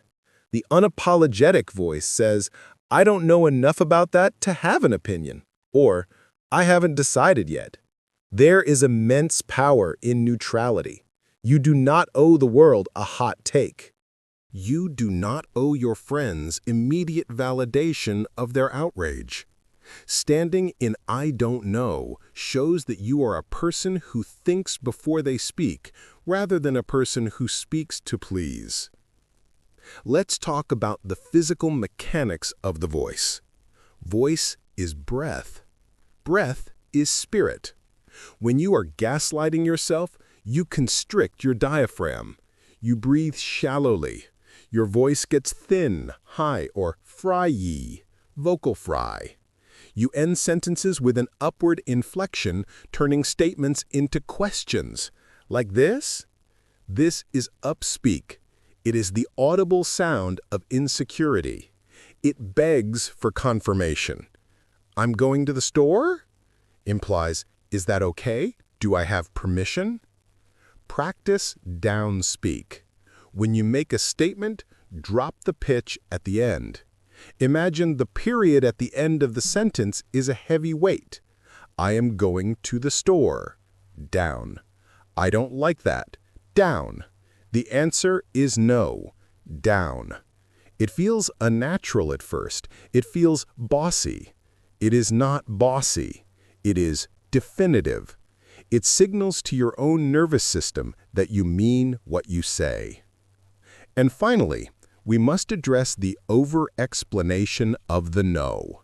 We touched on this with boundaries, but specifically in language, notice how many words you use to say no.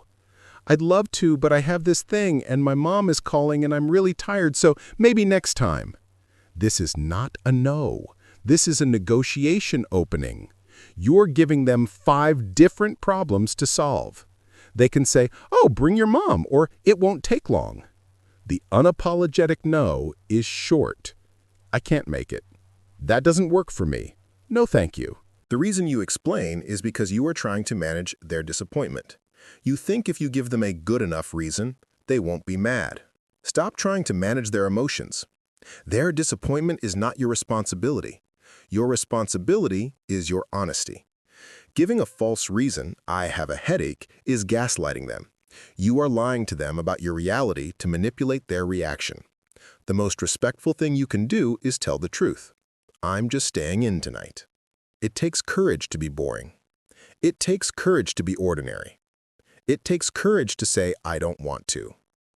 As you practice this, you will realize something. The world does not crumble. In fact, the world straightens up. People stop interrupting you. People stop second-guessing you. People stop trying to manipulate you. Why? Because predators look for the soft underbelly. They look for the I guess and the maybe and the sorry. When they encounter a wall of clear, kind, direct language, they move on. Your voice is the sword that cuts the cords we talked about in Chapter 4. It is the tool that builds the fortress in Chapter 7. All the internal work we have done is theoretical until you open your mouth and speak it into existence. Do not wait until you feel confident to speak this way. You will not feel confident. You will feel terrified. Your heart will hammer in your chest the first time you give a direct no without an apology. Speak anyway. Let your voice shake, but do not let your words waver. The confidence comes after the speech. The confidence comes when you hear your own voice echoing in the room and you realize, I sound like a person who respects myself. And once you hear that sound, you will never want to go back to the whisper. Chapter 10. The Sovereign Mind. We have reached the end of the demolition. We have torn down the courtroom, silenced the prosecutor, evicted the stranger in the mirror, and severed the cords of dependency. You are standing in the wreckage of your old habits, and now you must build. This final chapter is about the operational state of the sovereign mind. It is a portrait of what your life looks like when self-trust is no longer a practice you have to schedule, but the air you breathe. It is about the shift from fighting for your reality to inhabiting it. So, what is a sovereign mind? A sovereign state is defined by one thing. It answers to no higher earthly authority.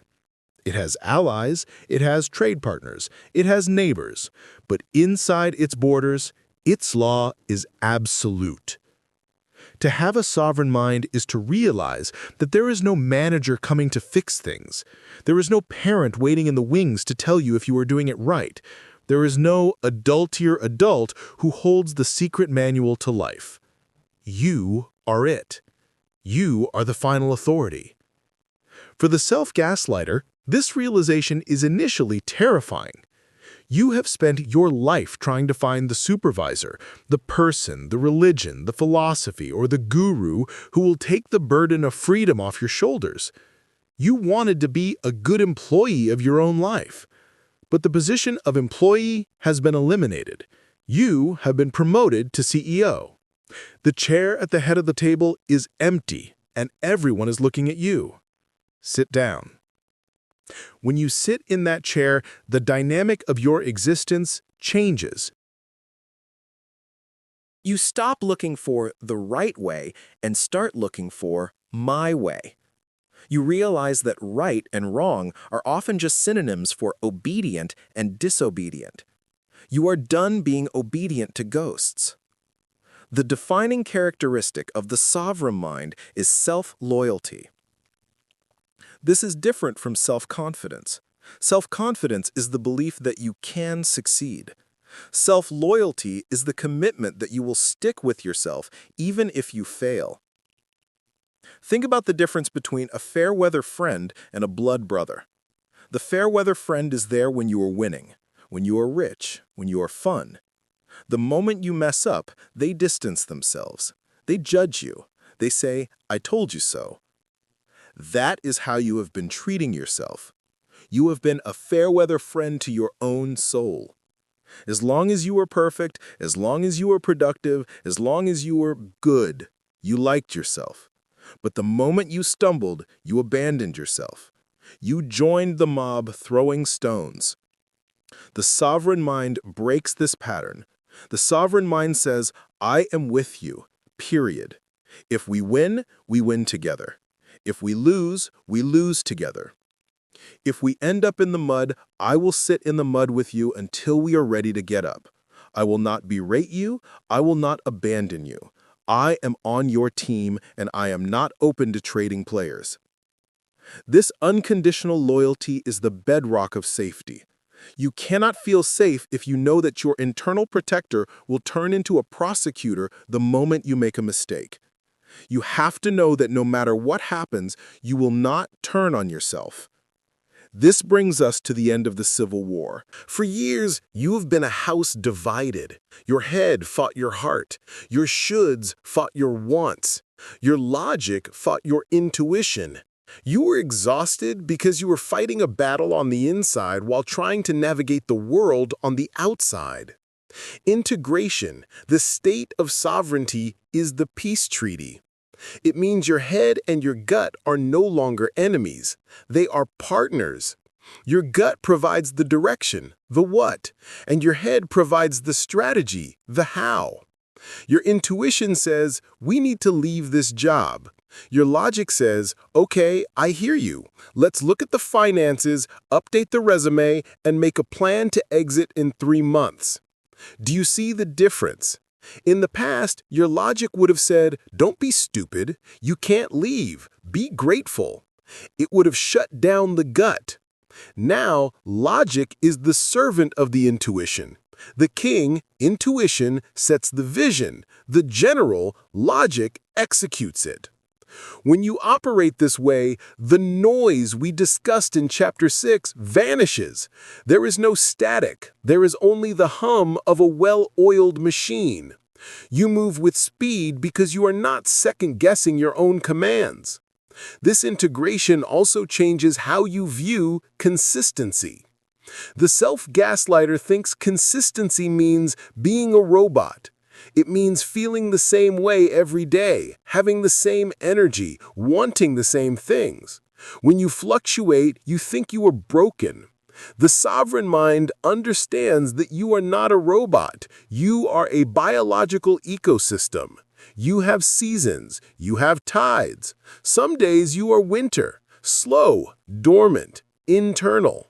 Some days you are summer, high energy, external, productive. Trusting yourself means trusting your seasons. It means not trying to force a harvest in January. When you feel low energy, you don't gaslight yourself by saying, I'm lazy. You say, I am wintering. You respect the cycle. You know that the rest is necessary for the bloom.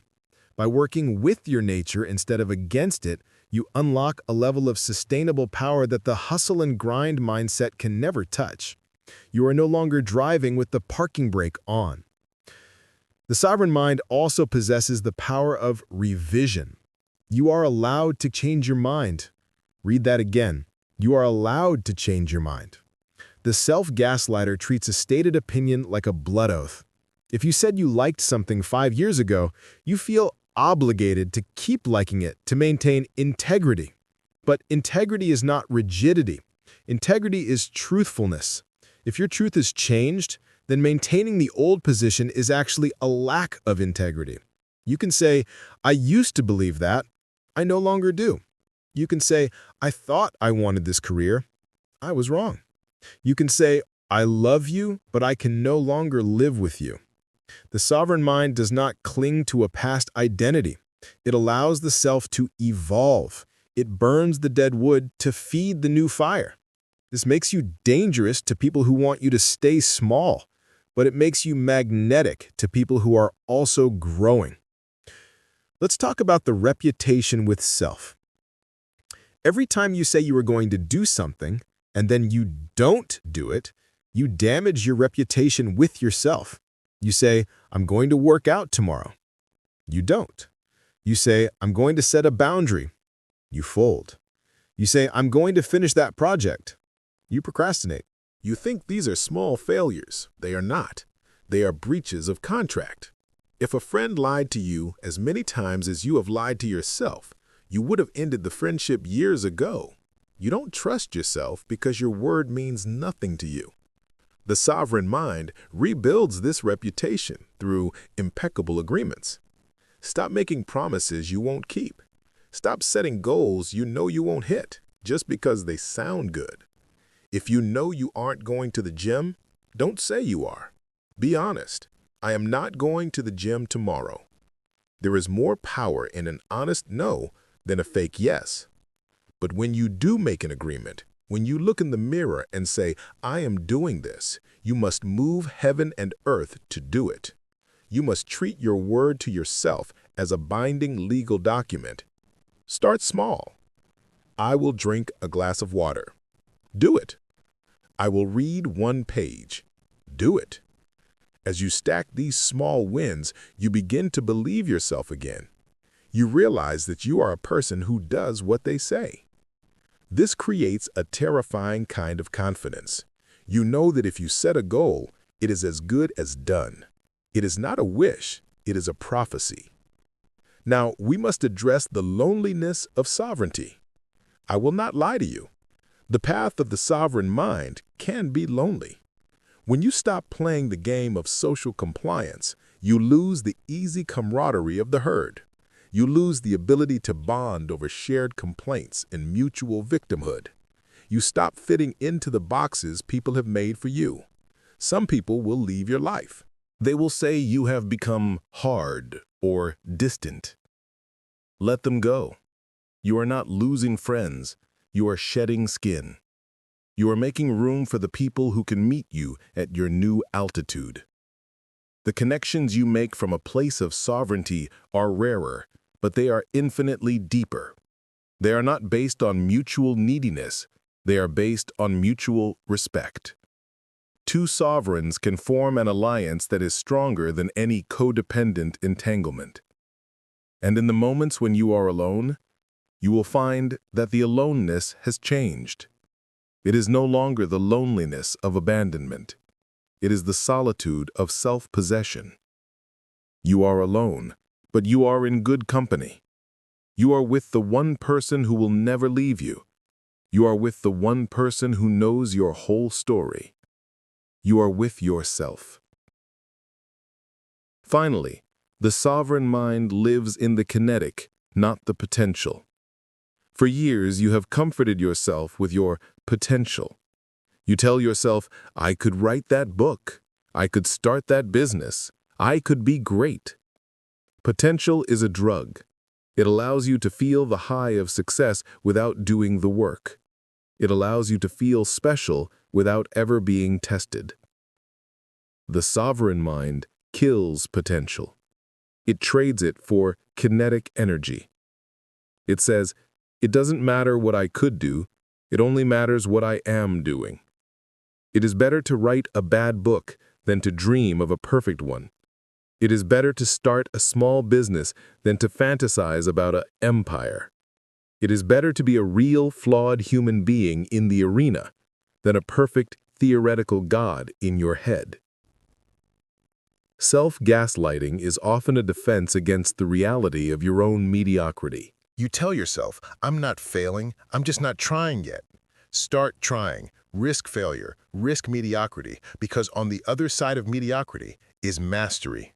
But you cannot get there if you are hiding in the potential. The sovereign mind is an active mind. It engages with the world. It bumps against reality. It gets bruised. It heals. It grows. It is alive. So here we are. The stranger is gone. The mirror reflects only you. The cord is cut. You are standing on your own 2 feet. The fortress is built. You are safe. The compass is calibrated. You know where you are going. What do you do now? You live. You live without the constant commentary. You live without the need for permission. You live without the apology lodged in your throat. You eat the food you like, you love who you love, you create what you want to create, you speak your truth even when your voice shakes. You will still feel fear. That never goes away. But you will no longer be afraid of the fear. You will treat it as a passenger, not the driver. You will still make mistakes, but you will no longer define yourself by them. You will correct course and keep moving. You have spent enough time at war with yourself. You have spent enough time auditing your own soul. You have spent enough time waiting for a verdict that was never coming. The trial is over. You are free. The keys to the kingdom are in your hand. They always have been. Unlock the door. Walk outside. And for the first time in your life, take a breath that belongs entirely to you. This is the premier audiobooks, and this is your new life. Don't just listen to this. Do it.